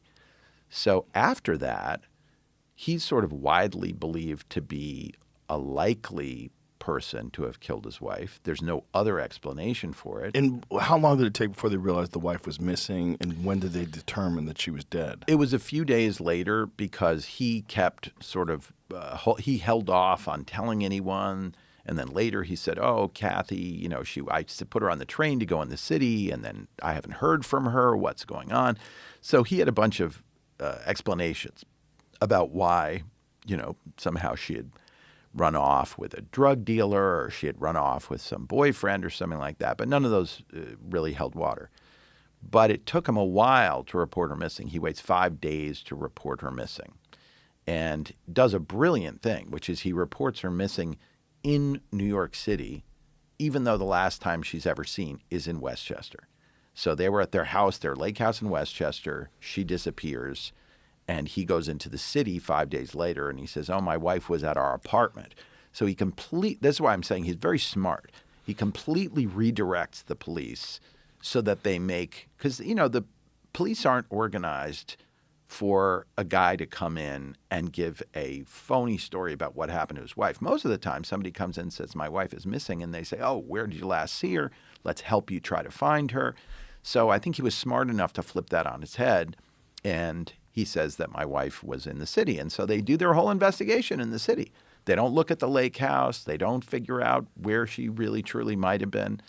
Did they ever do an examination of like a forensic on the lake house? Yeah, they did. And it was sort of, because it was so late in the game, because it had taken so long for him to report her missing, they didn't find anything that showed that she had been killed in the house. And she may very well have been killed somewhere else, but they never find the body ever. And so her family is bereft, and they don't know what to do. And did he ever confess to that? He didn't. But during the course of his interview with me, he never did it publicly, but in the bathroom, he says, "Killed them all, of course." So he's being accused of 3 murders: his wife, his best friend, and his neighbor in Galveston, who he then cuts up. And his confession in the bathroom is "killed them all, of course." So I think we know what happened. We don't know how it happened. Did they find his neighbor's body? Or his best friend, rather? His best friend? Yeah, his best friend's body was in her house where somebody shot her, and that's where they left that cadaver note, the note saying 1527 Benedict Canyon. And then in Galveston, when his elderly neighbor disappears, the reason they find this out is because a bunch of black trash bags wash up in Galveston Bay, and a little kid is fishing with his dad, and they see something bobbing around in the water, and they see these bags, and the police come and they look in the bags, and there are all these body parts. So he had actually taken off the legs and the arms and all that. So I think it's fair to say that there are people like Bob Durst who need to be out of society, and are repeatedly causing problems for others. But that's, as you say, that's the extraordinarily rare case, Yeah. And I think a lot of the sort of tough on crime politicians will say, "So you guys just want to let Jeffrey Dahmer out on the street?" And nobody thinks that. Nobody really believes that. People are saying, well, no, what we're saying is that people who are in prison for having entered an unoccupied building probably never should have been in prison at all. And the people who are in prison with good reason because they robbed somebody or something, we don't necessarily have to believe that those people can never, ever have a chance to come out of prison and be productive citizens. You just have to take a nuanced view. You can't just say, well, they're bad people and they're good people, especially because we've got so many bad people walking around and so many good people locked up and vice versa. Yeah, the nuance part is so important because the real question is what causes so many people to become bad people, and how come no one's examining the root of this? How come no one's looking at these deeply impoverished, crime-ridden communities that have remained that way for decades and decades and decades and offered up some sort of a solution? It's almost like you have to financially incentivize a company to radically improve the economic and the justice situation in any random community that's experiencing a lot of crime. Like it's almost like you have to figure out a way to privatize peace and safety. You know, it's almost like the one way. I mean, it's really what I was saying before. Like, imagine if these prison companies got paid based on the amount of productive citizens emerge from their prisons and then wind up doing really well.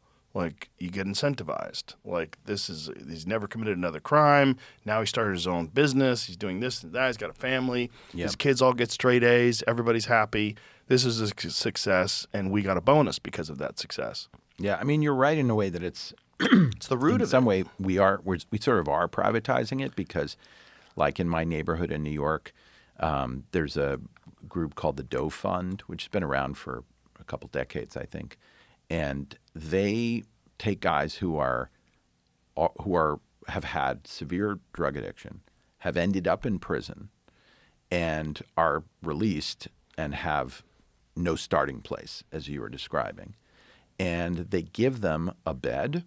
They give them a bank account where they give them a certain amount of money each week for working.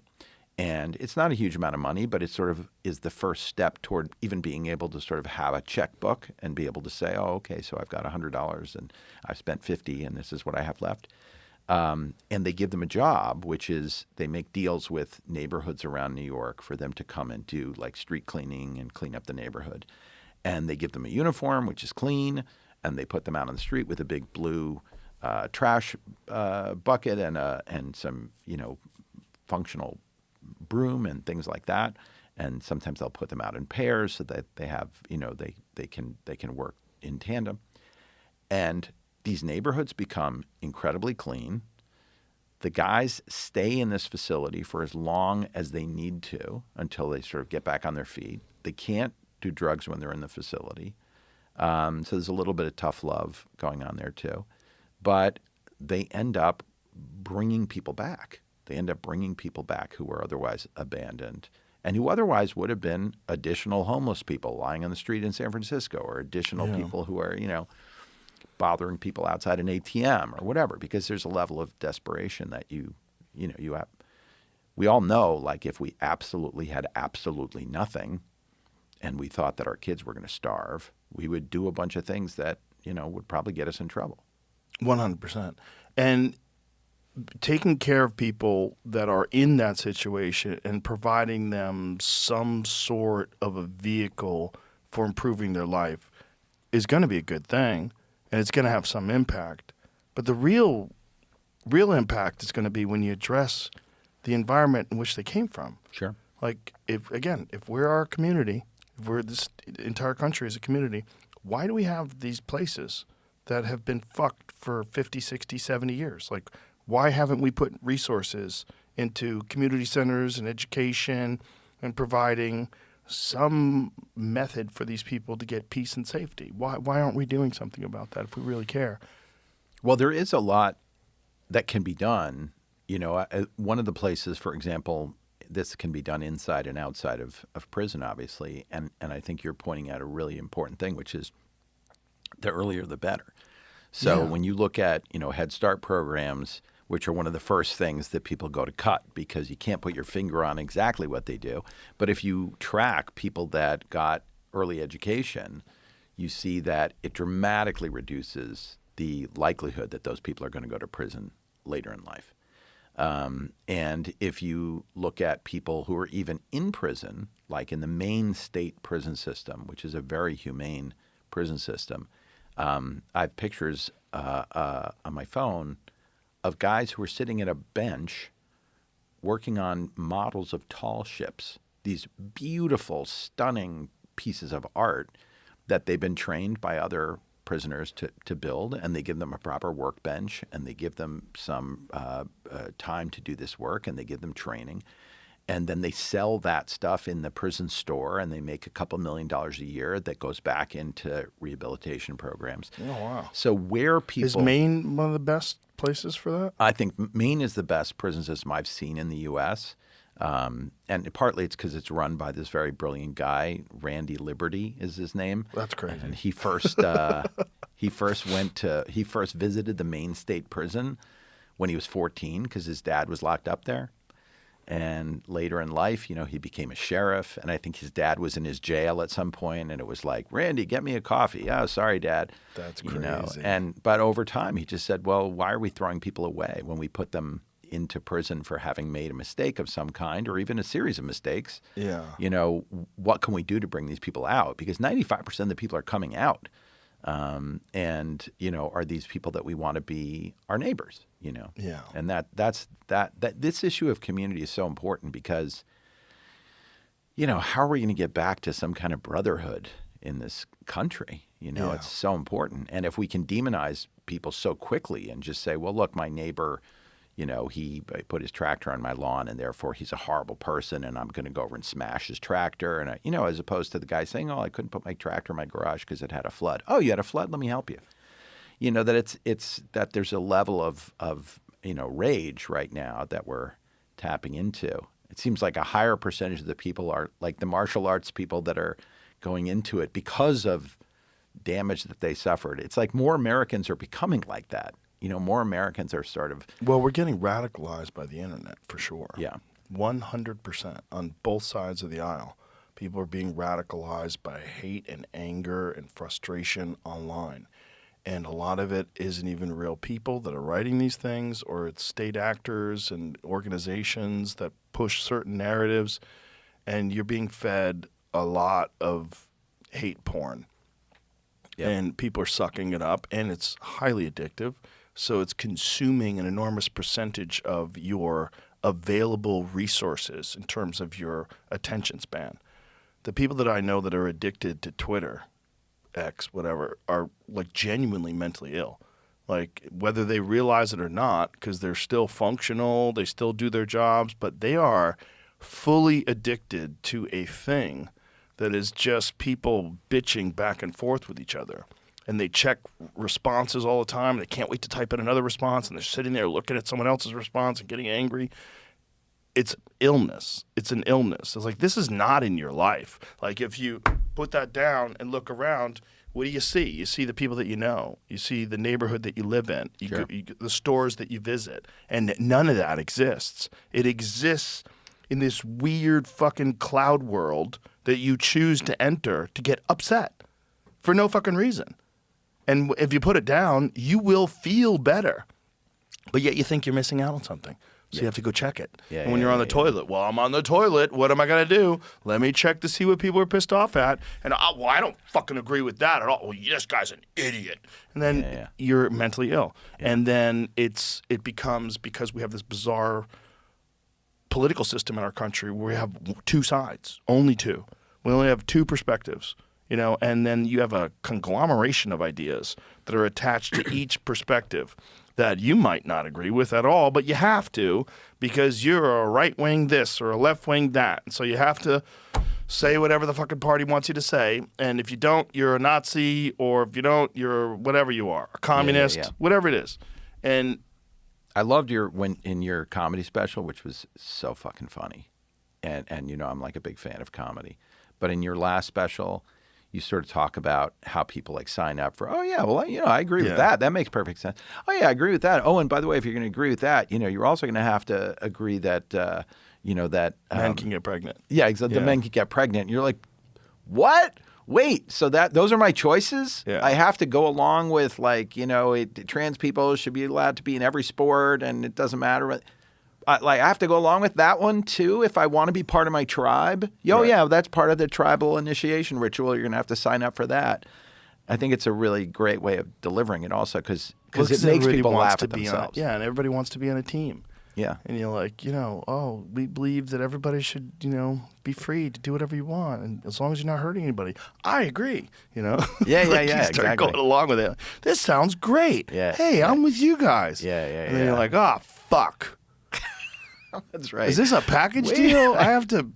Yeah, and that's what people are agreeing to, and then you get groupthink, and then you get also ostracization. You get ostracized from the community if you don't do it.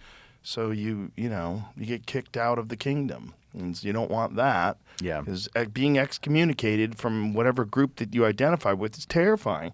Because then what are you going to do? You're going to join the fucking Nazis?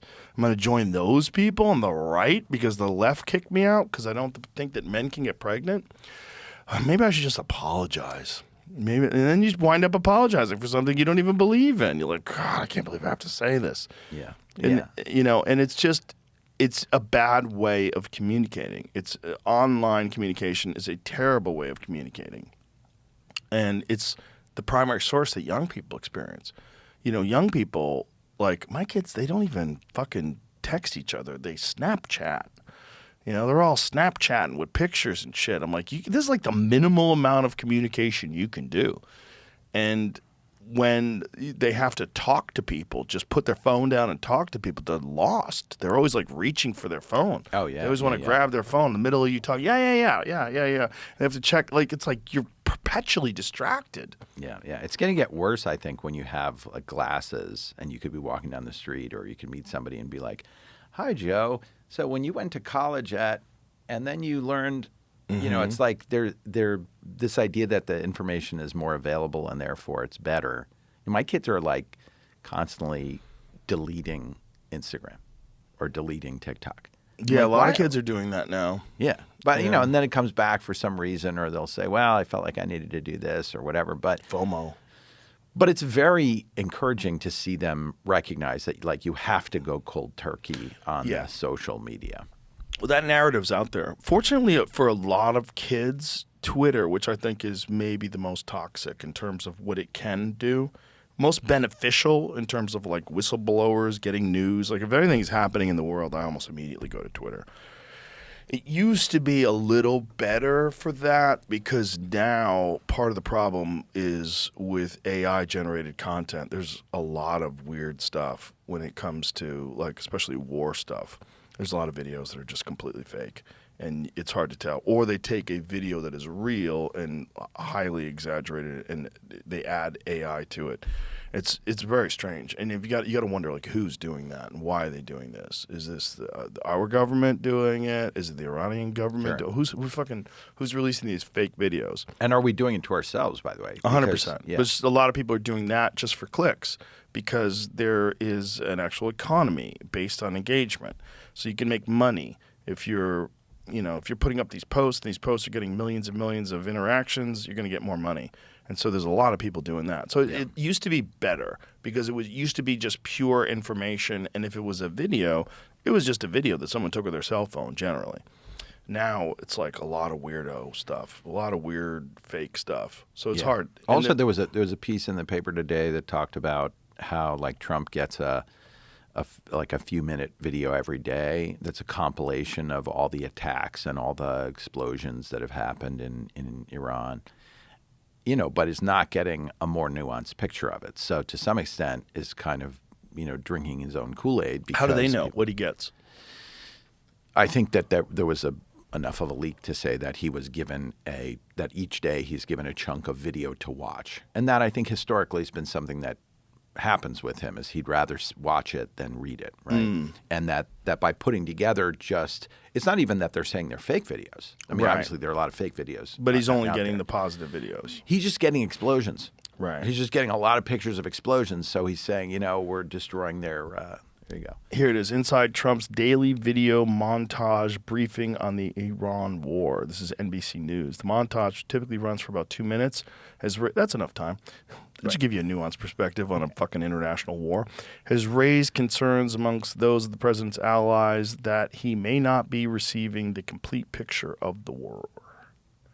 Yeah. Yeah, of course he's not. Yeah. And, of course, the people that tricked him into doing this in the first place don't want him to get a full nuanced perspective of the war. I mean, nobody thinks it's a good idea. Yeah. Each The people daily that video do. is a series of clips of stuff blowing up. Hilarious. You That's know. the world we're living in. It's a TikTok president. Or a TikTok briefing for the president. But video, I mean, what we saw in Alabama, and I know you have some clips of this, and I think if you feel like running one, there's the level of depravity that's going on in our prison system is so much higher than the average person thinks it is. And one of the reasons why we've seen so much outrage from people, finally millions of people have seen the Alabama Solution because people have HBO or they have watched it in a theater. And it's the first time they've been able to see inside. It's the first time they've been able to really see it as opposed to reading a statistic about a lot of people die in prison or whatever. Right. And I think it does tap into our sense of humanity, and it taps into our sense of community and the feeling that, like, I don't want to be a part of that. I don't want to be part of doing that to other people. You know, I could be tough on crime. You know, we've shown the film to a lot of conservative viewers, including one of the founders of CPAC and various people who are, you know, pretty right-wing people, and have said, look, I might be tough on crime. That's not what I'm talking about. Right. That's a human rights crisis. Right. And where's the DOJ and where's the government doing anything to protect? Where are the inspectors? Yeah. How are they allowing any of that? Yeah. You know. Well, that's the one of the great things about your documentary is it's clear. I mean, it is there's no ambiguity at all. It's like laid out there, full color. You could see the blood on the ground. You could see, I mean, it's horrific. When kinetic justice, when that guy's beaten in his cell, and you see how they dragged him out, he's face down, bleeding all. They thought he was dead, and he managed to live, and he's being dragged out, and you're following the blood trail from his cell with the contraband cameras from the cell phones. And had those cell phone cameras not existed, you'd have zero idea. Like if those guards only decided to sell money bringing drugs in and not phones with cameras, who knows what you would know? You would know very little. Yeah, yeah. And it does. I mean, you know, I would like to believe that the average American does not want to harm the average other American, you know. And even if you get hyped up on Twitter or you get to see, you know, too many videos of people blowing up stuff or whatever, that ultimately people have that experience of saying, you know, I went to that like coffee at the church and I sat there with that guy who I really can't stand. And, you know, we ended up having a conversation. You know, people they're kind of amazed at how much commonality they can feel with people where if they just see the person. I mean, we all know, like, if you text somebody, your kids or your wife or whatever, there's just some places where texts are not good. It's not enough. It's not enough. It's going to make somebody's feelings hurt, you know. But when you get to sit down across from somebody, you realize that it's another person you can kind of relate to. So it's really disturbing that whether it's social media or just the demonization of people, the way that we just turn people into these one-dimensional figures, and then we could just rage at them and just hate them. And distract yourself from your own problems. That's a big part of it. People love something that takes the focus away from whatever shortcomings they have or whatever things in their life they don't like. They'll focus on external things. I know some people whose lives are completely fucked up in so many ways. Their health is fucked up, their relationships are fucked up, their job is fucked up, and all they want to talk about is politics. Like, hey, man, clean up your backyard. Like, clean up your life. Like, why are you spending so much time paying attention to what's going on with U.S. aid? Like, how much does that affect you? Does it? Does it really affect you that much? All this fucking fraud. Right. But what about your life, man? Your life is a fucking disaster. And all you care about is the government, you know, and what they're doing to fuck the people over. Like, I don't think that's really the problem. I think you're getting in your own way, son, you know, and that's a lot of people out there in this world. And anything that you can do to distract yourself, whether it's start drinking, gamble, get on pills, whatever it is. People find ways to distract themselves from whatever is wrong with their life. And that's part of what social media is providing you. It's providing this alternative avenue for your attention to divert you from all the things that really are making your life a fucking disaster. Yeah. Yeah. There's also that, I think, sort of nuance falls into that also because people are made calm by the idea that they can just identify problems and that they're simple, right? Mm-hmm. So if you say to somebody, hey, like locking people up for 75 years probably doesn't make a lot of sense, that's complicated. Wait, now I got to make a determination of what's the right thing to do with another person. And So you end up with a lot of politicians who say, well, I know these are the bad people, these are the good people. We got to promote the good people and get rid of the bad people. Not recognizing that like everybody's a little of both, and that some people certainly do a lot more bad stuff in the world than good stuff, and vice versa. But you have to see yourself, as you're describing, like you have to recognize what's happening in your backyard in order for the community to work. You can't say, well, look, I'm always right, my neighbor's always wrong, and therefore I'm just going to keep raging over this.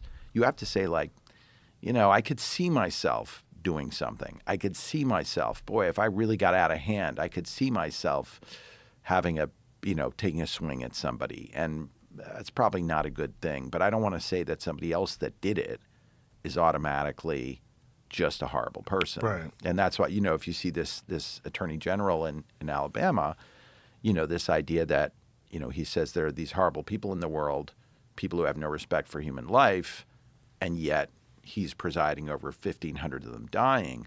But he doesn't imagine that he's part of the problem, and it's respect for human life while human life is dying in these places where people are taken if they show no respect for human life, and they're being killed by the people who are watching over them.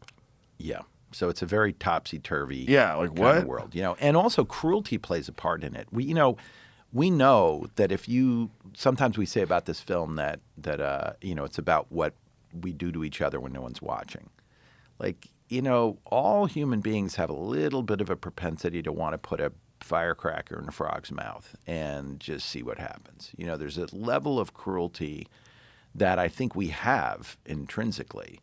Certainly once you other a person, right? Absolutely. And that's to some extent why when it's exposed, right, when there's transparency, when the press is allowed to report on what's happening inside prisons, people kind of get a conscience because they start realizing, I wouldn't want to do that in front of my kid, or I wouldn't want to do that if it ends up in the paper. I wouldn't want to, And I think that is kind of a balancing effect, which is one of the reasons why this like war on, on transparency it's a huge problem, right? We're not allowed to see what's happening in prisons, even though we're paying for them. Right.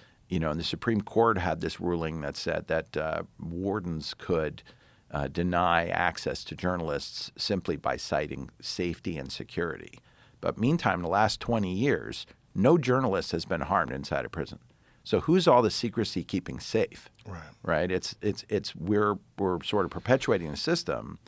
Our job going into the Alabama State prison system was to shine a light on that.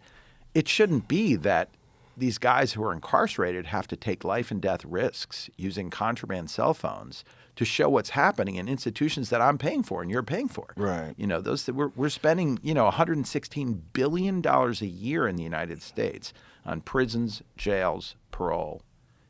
That is an insane number. And if we're spending that much money, we should sort of know what every one of those dollars is going to. And we should have watchdogs who will say, hey, guess what? In Alabama, they're supposed to be paying for a drug treatment program. We don't know where the money's going. Right. Yeah, transparency is always good, especially in something like that. I mean, to me, the idea of preventing journalists from it almost is akin to these ag-gag laws that they've slapped in states that have factory farming to prevent people from filming the horrific treatment of some of these animals because it would be bad for business. It's just fucking crazy. Like, it should be bad for business, and people shouldn't tolerate it. They should take their business elsewhere, which is what transparency is all about. You don't want to buy chickens from a place that brutally beats their chickens or pigs or whatever it is. Yeah. And I mean, and a lot of people say, oh, well, it's going to upset. We don't need to upset the public. Well, what are you doing something for inside a slaughterhouse that would upset the public? Like, there are ways to if you want to euthanize an animal or something like that, there are ways to do it where you're not using like a bolt and smashing their skull with it. Well, the bolt is actually the most humane way because it instantaneously kills them. All right. The other way is when they hang them by their ankles and slip their neck. That's a little rougher, but that's if you want kosher. There's a lot of weird ways that they kill animals, but it's really the beating and it's the horrific torture that the cruel people that work there sometimes do. Because there's been some videos that have been released of people like beating animals with crowbars and stuff for no fucking reason. Just sadistic, sick people that just happen to work in these places. They become very accustomed to treating these animals badly, just like security guards become very accustomed to treating prisoners badly. It's kind of along the same lines. I totally agree. And just imagine what would happen if, what if Tyson Foods or any of these companies, just the policy was just, if the press wants to come in and photograph and the press wants to come in and write about it, they're allowed to come in once a week or whatever and just do whatever they want. Well, it should be non-negotiable. It should be a part of the ability to run a facility like that because of the consequences. Because if you don't do that, there is the potential for you being a horrific abuser of animals. Of course. And nobody wants to buy your chicken or your pork or whatever it is if you're doing that. And we should know. But like criminalizing taking videos Crazy. Of animals being abused. Crazy. Like, how could you justify that, You would only do it if you value profit over ethics, over morals.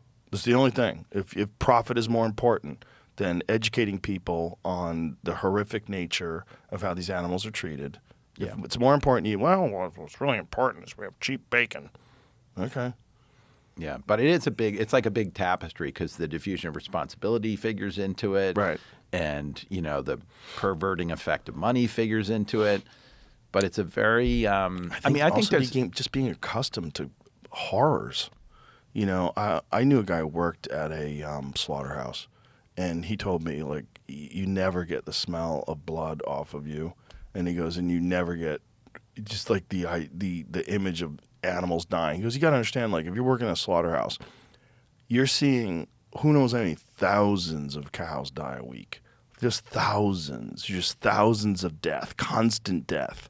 Most farmers never saw that. Like the way people used to raise animals for food, you would kill a cow and you would eat it for 6 months. You know what I mean? Like you could kill the occasional chicken. You weren't seeing thousands of dead animals a week. You weren't like seeing thousands of them get disemboweled a week. It's like after a while, and you're in a factory, they're going by on hooks on a conveyor belt. Like, what are we doing? This is I went to crazy. visit a prison. I went sort of on a series of prison visits in Berlin and Norway and a few other places. And I was there with this sort of elderly woman that was like a deputy commissioner, I think, in North Carolina in the prison system. Virginia, Ginny, and I loved her. She was so smart. And the first thing they do is they bring you to concentration camp. So they bring you to Sachsenhausen before they take you to the prisons to see how the prisons are run. And we're standing there in this concentration camp with the guide, and the woman says, well, this is where they would bring in the people on the trains, and then they would take them out, and then this is where they would, shave their heads, and then they would strip them down and they would spray them with fire hoses and water, and then they would put disinfectant powder on them. They would take away all of their, any kind of distinguishing marks. They'd put them all in the same outfit, and they would give them a number instead of their name. They would be, and everybody's sort of looking at it like very disturbed. And Ginny leans over to me and she says, Andrew, we do every one of those things in our prisons today. And you realize that this dehumanization, this homogenization, this like making everybody look the same is part of just desensitizing us to what we're going to do to those people because they just look like bad people because, that's what happens when you shave your head and you're pale and you have the same outfit and you look like a convict. You've turned them into another. Yeah, you've turned them into And another. because of the tribal nature of ancient human civilization, we have almost like a deep-seated DNA that allows us to other people. Because those people were coming and they were going to kill your tribal members and steal your resources and do whatever they could to the survivors, and it was all horrific. And so we have this thing that we're able to do that allows us to attack or to go after people and just to not think of them as your brothers and sisters and neighbors and fellow human beings sharing this wonderful spinning ball. No, these are evil people. These are others. You kill them. These are fill in the blank. These are the Japanese. These are the Germans. These are the this. These are the that. Whatever it is that we're at war with, those are the people that are not us, and we kill them. Yeah, yeah. And that's how you feel about prisoners. And then there's the other side where you go too far the other way and you have these crazy no cash bail policies where you've got violent offenders in and out of jail constantly. You've got people that have been arrested 40 times, pushing old people in front of the train in New York City. You've got people that are just like mentally ill, violent criminals, punching women on the street in Seattle, and they just keep getting out of jail. And you go, how is this possible? How is this okay too? Yeah. 'Cause No, I mean, that's I not think good it's- either. Yeah, you can't. But I think to the extent to the extent to which we could get everybody, which only is going to happen in little bits and little areas where we can make an impact, but we're trying to say, well, look, it shouldn't be. It shouldn't be that everybody who says that we shouldn't be running our prison industrial complex the way we are is soft on crime. It's Right. okay to be tough on crime. It's okay to recognize that some people need to be separated out from society.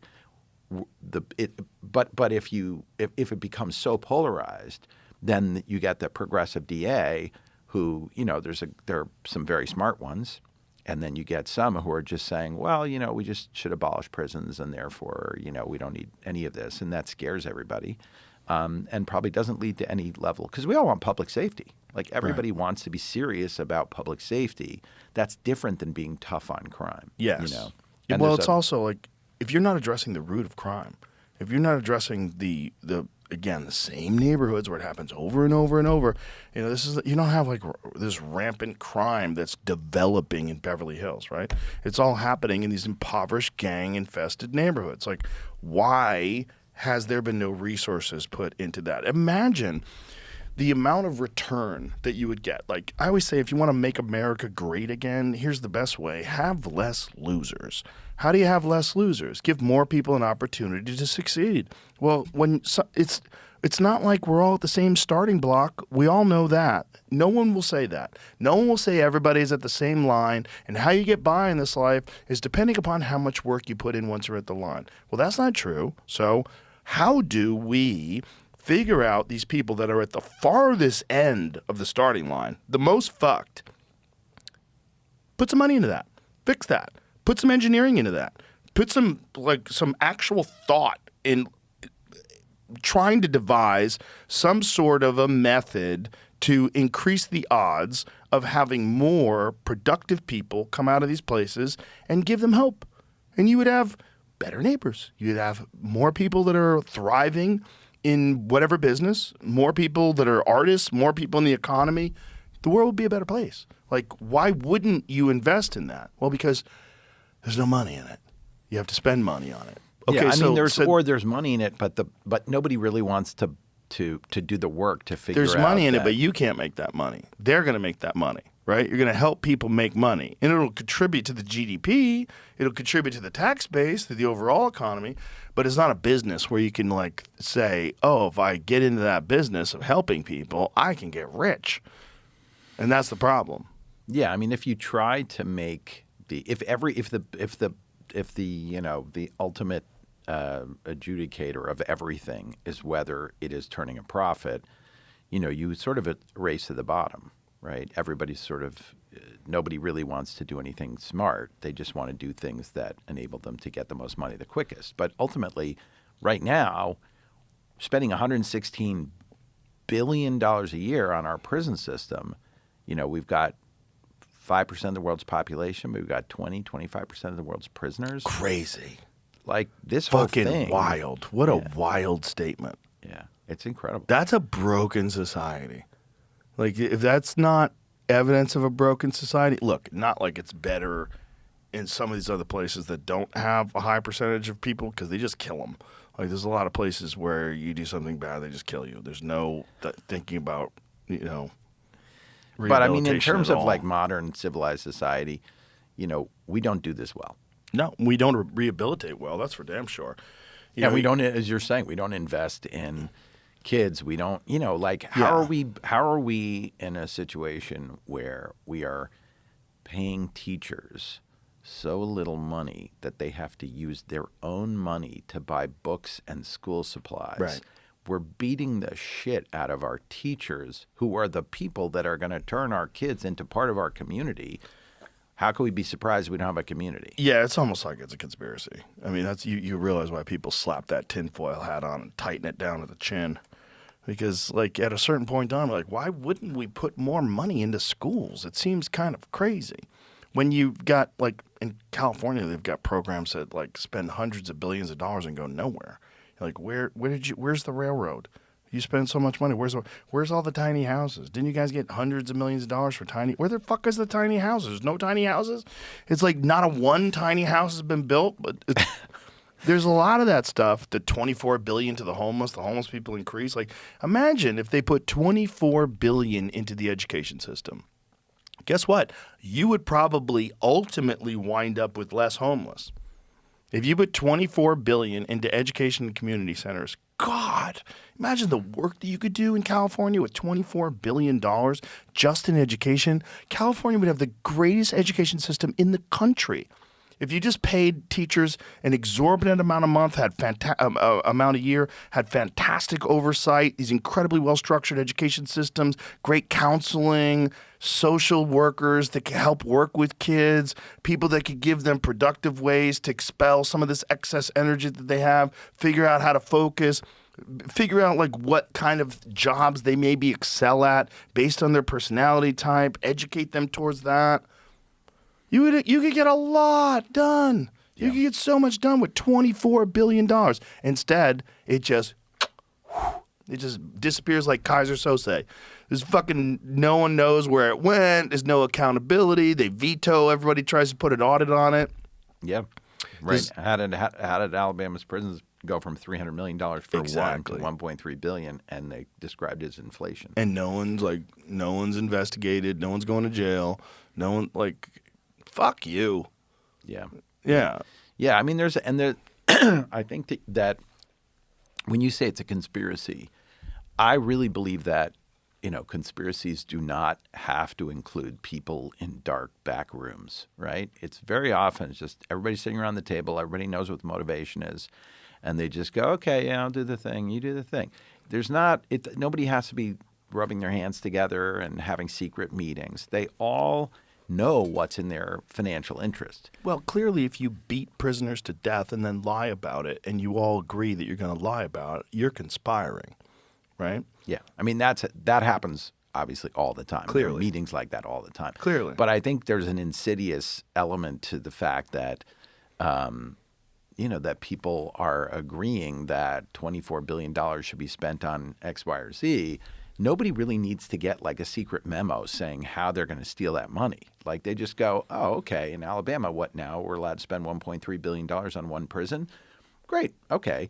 Well, I'm not personally taking the 1.3, I'm not personally taking the $1 billion overage myself, but, it's going into the system the way that, well, that your was an first overage. red flag is they start construction before the deal is even signed. They already start. So the fix is in. They know what's going on. Look, I grew up in Boston, and Boston was a part of the most corrupt construction site in the history of the country, the Big Dig. Big Dig, right. That fucking thing was supposed to take I don't know how long it was supposed to take, but it went on long after I moved out and then came back to Boston 10 years later. It was still going on. I'm like, this is crazy. Yeah. And by the time it did it, the population in Boston increased, so it didn't even really alleviate traffic. Yeah, but there's always going to be stuff like that. If you have no oversight, or if you have people that can figure out a way to inflate this and add on to that, and da-da-da-da-da-da, next thing you know it.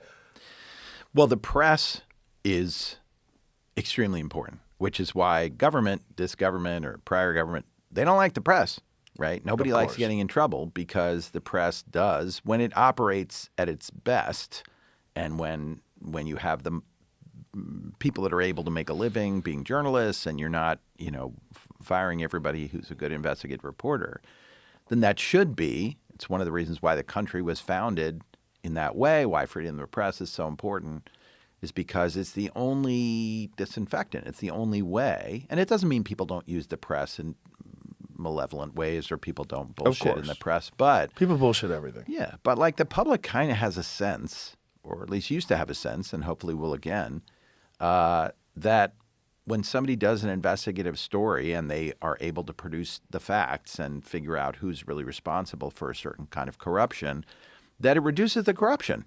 Just is the case, And it's like you can't really regulate it, or you can regulate it, but if you regulate it, nobody's paying attention to it, then the press has to identify that people are breaking the rules. The DOJ right now is supposed to be the monitor of making sure that government institutions and others don't defy the Constitution, right? So in Alabama, clearly, every time you see one of these events that happens in our film, those are all crimes.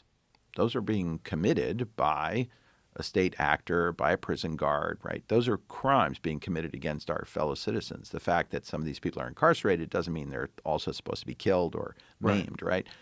And so who really monitors that is the U.S. Department of Justice, because at the end of the day, their job is to maintain a constitutional level of care. And it's not, by the way, that's not that great, right? It's like you have to make sure that there's no cruel and unusual punishment. Well, clearly in Alabama there is. Well, they started starving them, which is really crazy. During the strike, they were giving them like a tiny ration. Yeah, they kept shrinking their... no food for days. Yeah.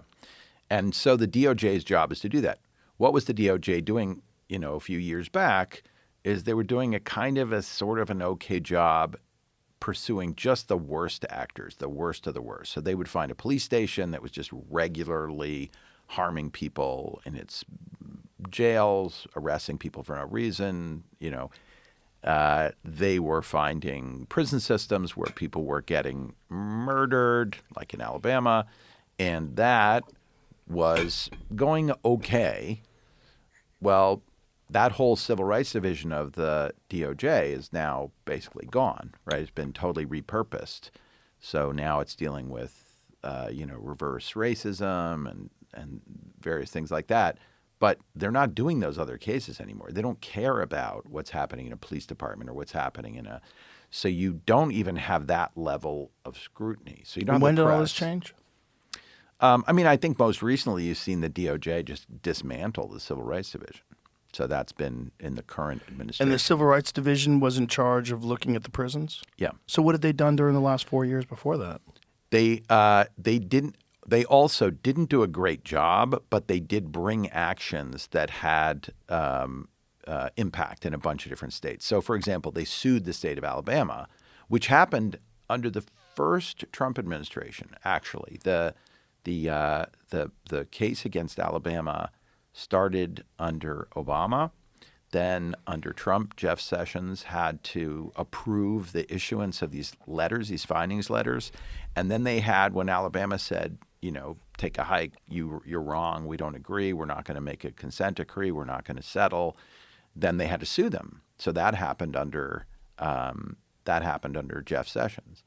And that was now, 2 administrations ago.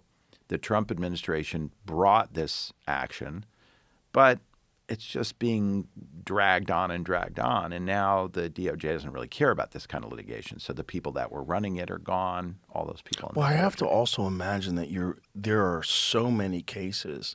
And if the press was allowed to weekly, if there was weekly access the press had to these correction facilities all over the country, the amount of cases would be fucking extraordinary. But because they've been allowed to hide, because they've been allowed to do this stuff in complete secrecy with total control over whether or not things get released or don't get released, like it's become just a part of the system. It's like standard operational procedure. Yeah. And but the cases would go down, right? Oh, like as soon as you can they would see have it, to. They would right? have If to. you're beating people in your care, if you're a prison guard like Roderick Gadsden, Yes. and you've had 24 cases of excessive force, Yeah. It's sport for them. You would say at one point, well, this is not working so great for me, so I want to at least behave somewhat better. Of course. Well, I think your film was probably the first time most people ever got a chance to see.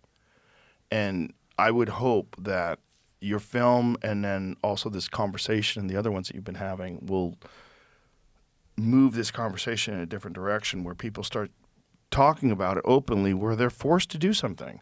Because it seems like you have to force them to act. And they're probably dealing with so many other cases as well. This is just another burden to them. And if it's the prisoners, oh, well, that's the least priority situation we have to deal with. These people are bad people. They're in jail. Like the radio people that you used, their voices. Like, it's like, shut the fuck up. Like, you're listening to them. As a person who's had multiple podcasts with people that were wrongfully convicted, I've done a ton of them with my friend Josh Dubin, who was originally with the Innocence Project, and he's now with the Ike Perlmutter Center for Legal Justice.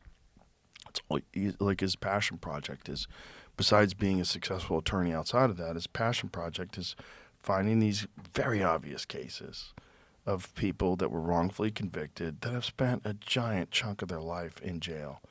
And through these podcasts, we've gotten a bunch of these people out. And you've got a chance to have conversations with them. I've had a few on here. And you have these conversations with these people, and you realize, like, well, these are brilliant people who lost a giant chunk of their potential to nonsense. Yeah. And I think if it's first of all, I think Josh is really smart, and I know you've done a lot with him, and I think that's so important. There's there's always a tendency to sort of think of only wrongful convictions because everybody can agree that we shouldn't be locked up for something that we didn't do. We've had people on that weren't wrongfully convicted that did an extraordinary amount of time for a minor crime. Right. But unfortunately, one of them wound up getting out and then killing a guy, cutting off his head and wearing a wig. I guess he didn't know what the new cameras could do, which is funny, but also not funny. You're saying it's a technology problem. He didn't understand the technology he was dealing with because he put on a wig and he thought, I'm going to look like a woman. Like, bro, it was like HD. It's trying you with a wig. He was learning from Bob Durst. Yeah. He was, Well, I think he probably acted out of passion and then was trying to figure out how to rectify this problem that he created. Yeah. But one thing I haven't met Josh, but I want to talk to him.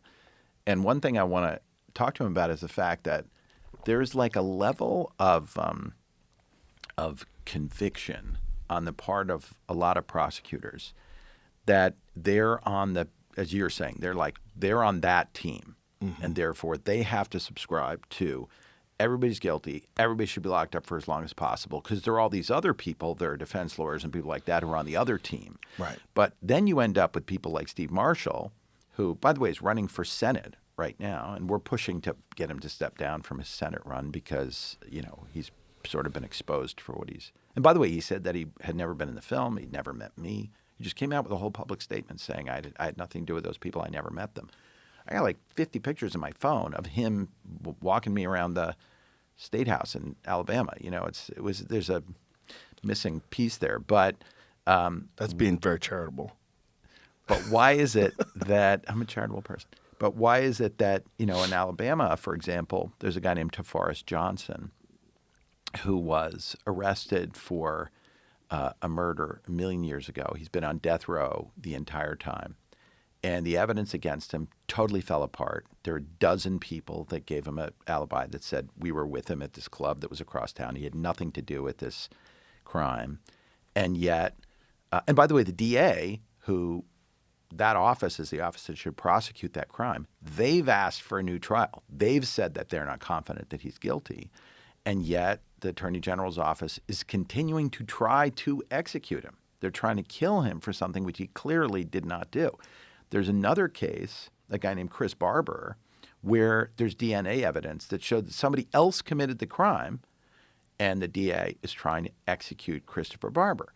And so there's this teaming, where you become part of law enforcement, and then somehow you lose your sense of judgment or nuance, or your ability to decide who's guilty and who's not guilty.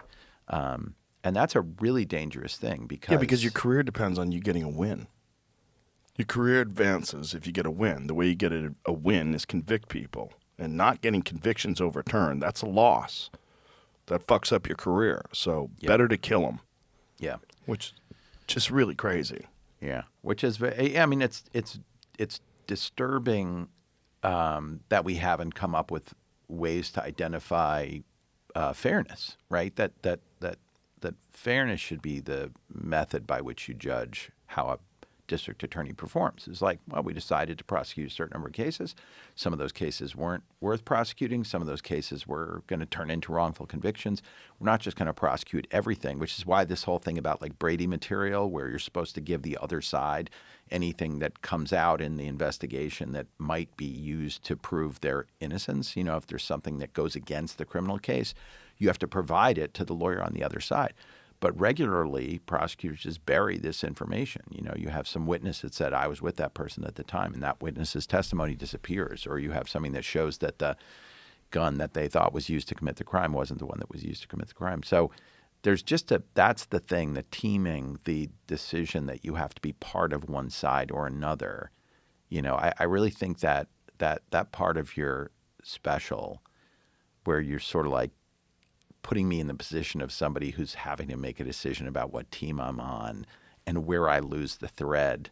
Mm-hmm. You know, that's a very significant thing that you did there, you know, because it was like a way of bringing to the average citizen that feeling that they're all having right now. Which is, you all get lumped into it. Everybody gets lumped into it because there's only two choices in this country, and that's stupid. Or you could be one of those wacky libertarians, you know. And then you're like, oh, Bob's a libertarian. He's out of his fucking. That shit's never gonna work. You know what else you get? I mean, I'm always curious about.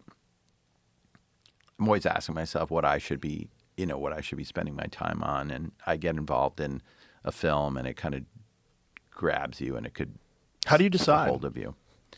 I feel like it decides. You know, I feel like I'm just sort of walking around thinking, maybe I don't need to make another one of these things. They're very exhausting, you know, and then something happens or, you know, my shrink says to me, yeah, I know you always say you're not going to make another movie, but I think you're better when you're making a movie. I think you're better when you're engaged in something like this. And I'm curious for, you know, you've built this incredible platform and you have access to just a remarkable number of people in the universe. And what do you feel like your mission is? What do you feel like is the, you know, when you get to the end of a week and you look back and you think like, I did what I set out to do this week? All I ever do is try to talk to people I'm interested in talking to, and that's it. And I feel like that's what I started with, and that's what I stuck with. And if I deviate from that path, if I say, I'll get this guy on because he's famous and then I'll get more views. Or I'll get her on because she's controversial and I'll get more views. I don't think like that at all. I don't allow it into my head. I get a list of people on my phone that are interested in coming on the show, and I spend a couple hours, a few times a week, just going over this list, and then I'll go, that's interesting. Let me look into this. And so then I'll do a search on this person and what they're interested in, and then maybe I'll watch a documentary or I'll get an audiobook and I'll start listening to it on the way to work, and then I'll decide. And I'll go, yeah, okay, I like this. This is cool. I'm into this. This will be a conversation that I'll be genuinely curious about. And so that's the only way I do it. And I've done it that way from the very beginning. I either talk to my friends or I talk to people who I've seen a documentary that they did, or I've read one of their books, or I've watched a YouTube video with them in and I thought they were fascinating. And then I reach out to my guy and I say, hey, can you see if this guy's interested in being on? And that's the only way I do it. So I feel like as long as I do that, I will continue to give people this same service. And this service is an extension of my curiosity, my honest curiosity to the world. So whoever I'm honestly curious about, sit them down, talk to them, do my best. That's it. And if I try to make it anything more than that, if I try to change it or distort it or move it in a general direction or make it have a message or make it make more money or whatever it is, I'll fuck it up. That's what I think. I think that's really smart. And I think, this is what's lacking is sort of authenticity. And everybody's like, oh, authenticity is so important. How can I manufacture that? Right. And I think your approach is really smart. I also think, I think you talked about that you really like playing pool and that if you weren't doing this, you might just play pool all the time. Yeah, that's what I would do. I like playing pool, but I'm wondering something's keeping you from playing pool right now. Right? Well, I still enjoy this. If I didn't enjoy this, I would stop. Like, I don't need any more money. I could just stop if I didn't enjoy it. But I do enjoy it. I am a very curious person, and I'm fascinated by different people's perspectives, how they view the world, how they got to where they are, what was their first step, like why did they make these choices, like what is it about the way they think that makes them unique. And I don't think I'm ever going to lose that. I think that's a very important part of my understanding of us as a species, us as a civilization. And I'm very fascinated with the history of the human race and how we got to this point and where we are and how we define what is normal and what is not normal and what our standards are and how they get manipulated. I don't think I'm ever going to stop being curious about those things. I may stop doing this publicly. I will never stop being curious. I'll never stop watching all these documentaries or reading books, or I don't think I'll ever stop trying to have conversations with people, even if I don't do it publicly. Because this is totally accidental. I don't know if you know the history of this podcast. It started out with me and my friends just bullshitting in front of a laptop, and there was no expectations. It made no money for years. And then it just kind of grew, and I never promoted it. I never went on anywhere and said, please watch my show. I never took an ad out anywhere. I just kept doing it. And it just snowballed to the point where I'm like, all right. And now I just feel like I have this responsibility. And I get up and I go, all right, I got to do this thing today. Let me clear my mind first. So I go to the gym and I work out and I get in the cold plunge and I get in the sauna and I clear my mind out. And then I'm like, make sure I'm prepared and just show up at work. Yeah. I notice that you're not, you don't look at shit. You don't look at your phone. You can't do that. That distracts people. I totally agree. It's gross. Yeah. Especially if you're talking to someone that has something really important to say. I mean, if I'm looking at my phone for a brief second, it's because it's something relevant to what we are talking about. I want to send it to Jamie so he can pull it up on the screen. But I think it's one of the great benefits of having these long conversations with people on a podcast is that that's time where you're not staring at a fucking device. And most people lack that. So I've gotten this completely unexpected education in life, in human beings, and how they think, and what drives them, and just what makes them interesting. And and how does it impact you have two girls, right? Mm-hmm, three. You have three girls. Mm-hmm. How does it impact sort of how you interact with them?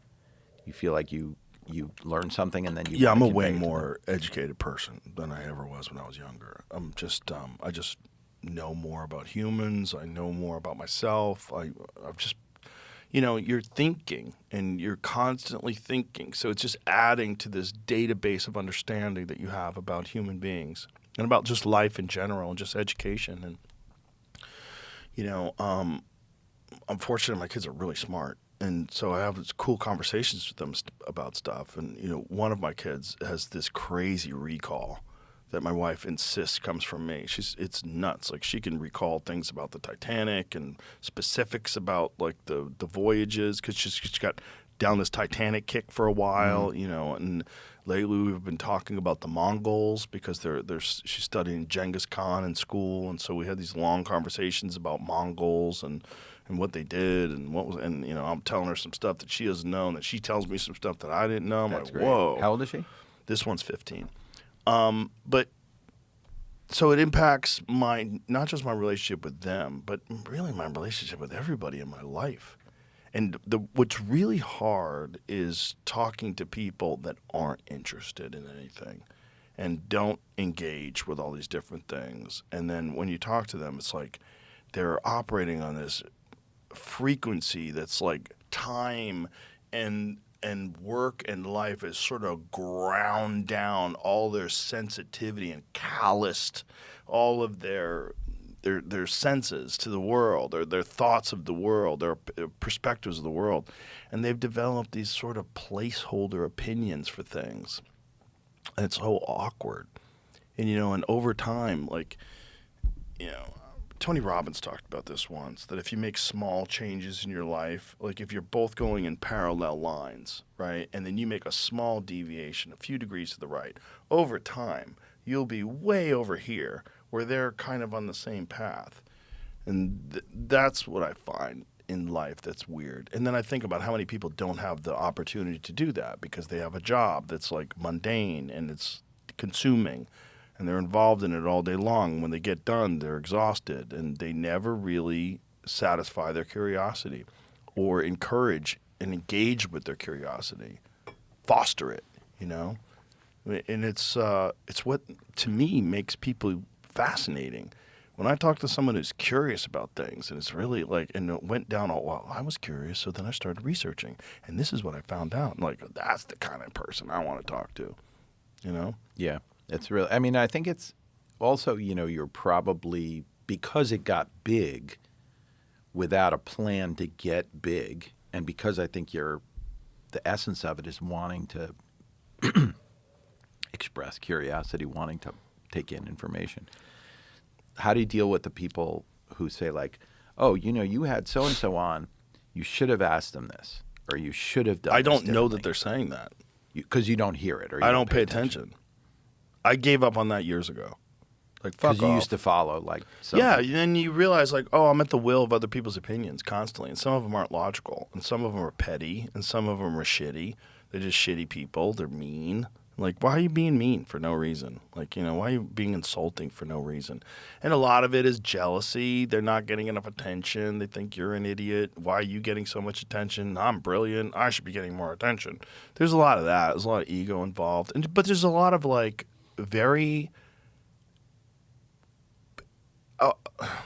should be nice, like just people with shitty perspectives, and you don't want to engage with that. You don't want that in your head, because I think that's contagious, and that's why people that are constantly surrounded by negative, shitty people, they develop negative, shitty tendencies. It's just we imitate our atmosphere, which is why like this idea of pulling yourself up by your bootstraps is so fucking crazy. When you're asking some kid whose, dad's been in jail since he was 3 and lives in a crime-infested neighborhood and has 11 kids living in a 1-bedroom apartment, and you're saying, well, how come you went to jail? Shut the fuck up, bitch. You would have went to jail too if you lived there.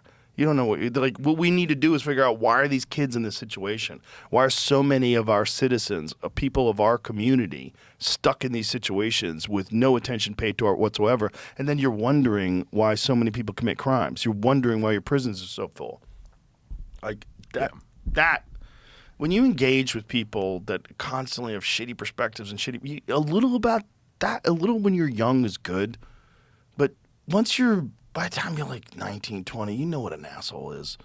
You don't want assholes in your life. You avoid at all costs. And online, if you're engaging with people online, you're getting at least 10% assholes. It's like there's no way of avoiding it. Yeah. So I don't pay attention. And it gets in your head. Yeah, it gets in your head. I mean, I am probably as critical, like logically critical, as anybody is ever going to be about me. Like, and what I do and the way I do it, and like interviews that went well or didn't go well, I examine them, and I think about it. Like when they're done, like, that was like, I should have stopped them from talking about that, because I should have said like, wait, that doesn't make sense. Like you let people ramble a little bit too much, and then they change subjects. You want to go back to it, and then something else comes up, and you lose. Like, I should have really challenged that a little bit more, or I should have done this, or I should have done that. But you're free balling. You don't know what. I don't have any like questions I know I'm going to ask. I just have an understanding of the subject, and I let it play out. And I think that's why it's good. I just think when you listen to people, when I know you grew up in blah, blah, blah, you did this, you did that. It's like the same tone. These are just questions, and then the person answers the question, and then another question comes. Like, you're not having a conversation. And I don't think of them as interviews. I think of them as conversations. And I think that's what I want to hear. So that's what I do. And if people are like, well, you should have done this and asked them this, like, no, you should go get a fucking podcast, bitch. Make your own podcast and then get popular enough where you can get that person on. Then you ask them that. Yeah. I'm going to ask them what I ask them. And when I'm done, I'm done. That's it. Yeah. I mean, I do interviews for when I'm doing documentaries. I'll do interview for 7, 8, 9 hours at a time. Not that I suggest you do it, but it's the reason I do it is because I want to like converse. I want to really understand the other person. I want to give myself time to like really hear them out. And also, to some extent, the most interesting stuff comes out when everybody just feels comfortable and their defenses go down. Yeah. Yeah, Elon was talking about that. He's like, that's that last hour. The last hour, you can really get them.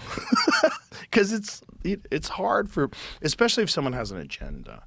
You could, after a while, you're talking to them, the tendencies, the way they view the world comes out. If I really want to know how someone feels about love or life, I want to ask them, how they got to where they are in life, how they became who they are. Like, give them a chance to brag, give them a chance to inflate their accomplishments, or give them a chance to pat themselves on the back, give them a chance to dismiss other people's accomplishments. Give them a chance. You'll find out who people are without even pressing them on certain things. Yeah. You know? No, they want to tell you who they are. They really do. Yeah. And they also, like a lot of people, they have an agenda. They really want to project something to the world. And then there's people that don't. Those people are amazing. There's some people that come in, they're just open books. They're just like just a mind, a curious person, just a person who followed a path, an artist, a singer, a comedian, a this, or that, an athlete, like whatever it is. Like, what made you you? How'd you get there? That's why I love comedy so much because, just listening. There's a joke in Bumping Mics, this little series that we did with Jeff Ross and David Tell, and I got to watch 6 versions of Dave, who's just incredible, telling. They're both great, but Dave telling the same joke like 6 different times. Right. Because we filmed it over like a long weekend, and we did 2 shows a night at the Cellar. And so he's got this line when he says, they're talking about like in memoriam, people we lost, and they talk about Stephen Hawking, and Dave says, yeah, Steve Hawking, the great astrophysicist, we lost him. And Jeff says that, and Dave says, yeah, I knew something happened because my printer stopped working. And for some reason, like, this joke makes people, so many people laughed at this joke because it's so insanely, like, impulsive, right? I knew Stephen Hawking died because my printer stopped working. And the next night, he did a different version of it where he said, because my computer stopped working, and it got no laughs at all. And just being able to see the spontaneity and like the unlocked quality of like Dave's mind. The tweaking of the joke. Yeah. But also just like the freedom, right? Which maybe some of that for some people come with being stoned. Some people. But I see like the feeling, like even your comedy special, the feeling that it's coming in the moment, even though I know a lot of those things are things that you've been thinking about, talking about, and honing over a lot of years. It's the moment when it feels like it's coming naturally. That's where like the biggest laughs are. It's also like where the biggest connection, the biggest human connection. Yeah, that's where the dance is. The dance is like staying in the moment, no matter how many times you've talked about a subject. Don't think about that. Think about the actual subject. You're basically doing like a form of hypnosis. You're leading people to think the way your mind is working. And the only way you can do that is if your mind is actually thinking that way. If you're thinking about some other stuff, for some reason, even if you're saying the words the exact same way, they can smell it on you. Yeah. They can tell. Yeah. Well, hey, man, thank you for everything you've done. Thank you for the Jinx, and thank you for the Alabama solution, because it's really awesome. And I really hope that through that film, a lot of people get outraged, and the right people, and enough attention gets put on it where you force people to do something about it. And I don't think people have any idea how bad these fucking prisons are until they see that. Yeah. And I think those contraband phones and what those inmates have done, and the inmates themselves, through the way they conduct themselves, and when you could see how intelligent these people are, and and that you realize, like, this is not right. None of this is right. Yeah. This is.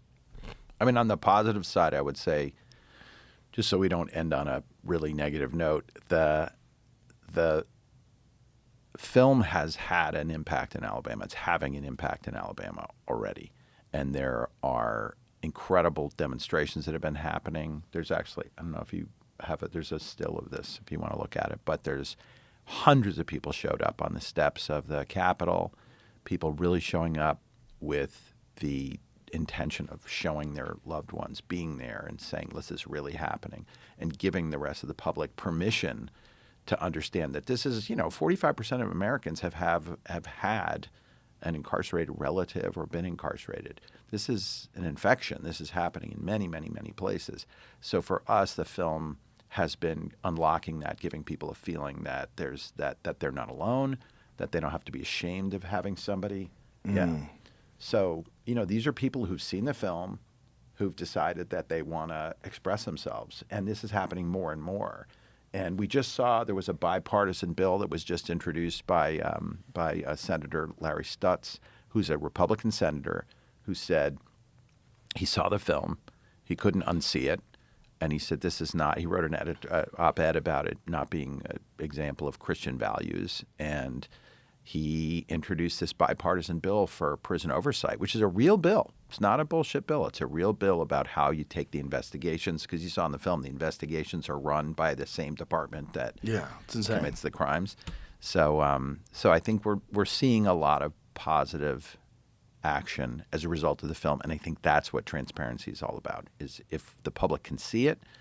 And I appreciate your talking about this and having this be in the public conversation, because it's really important. If people see it, they're not happy about it. They understand that something more humane needs to be done. Yeah, I So think it universally. matters. I don't think anybody could watch that and not think something should be done. So thank you. Really appreciate it. Thank Thanks you. for being here. I enjoyed it. All right. Bye, everybody.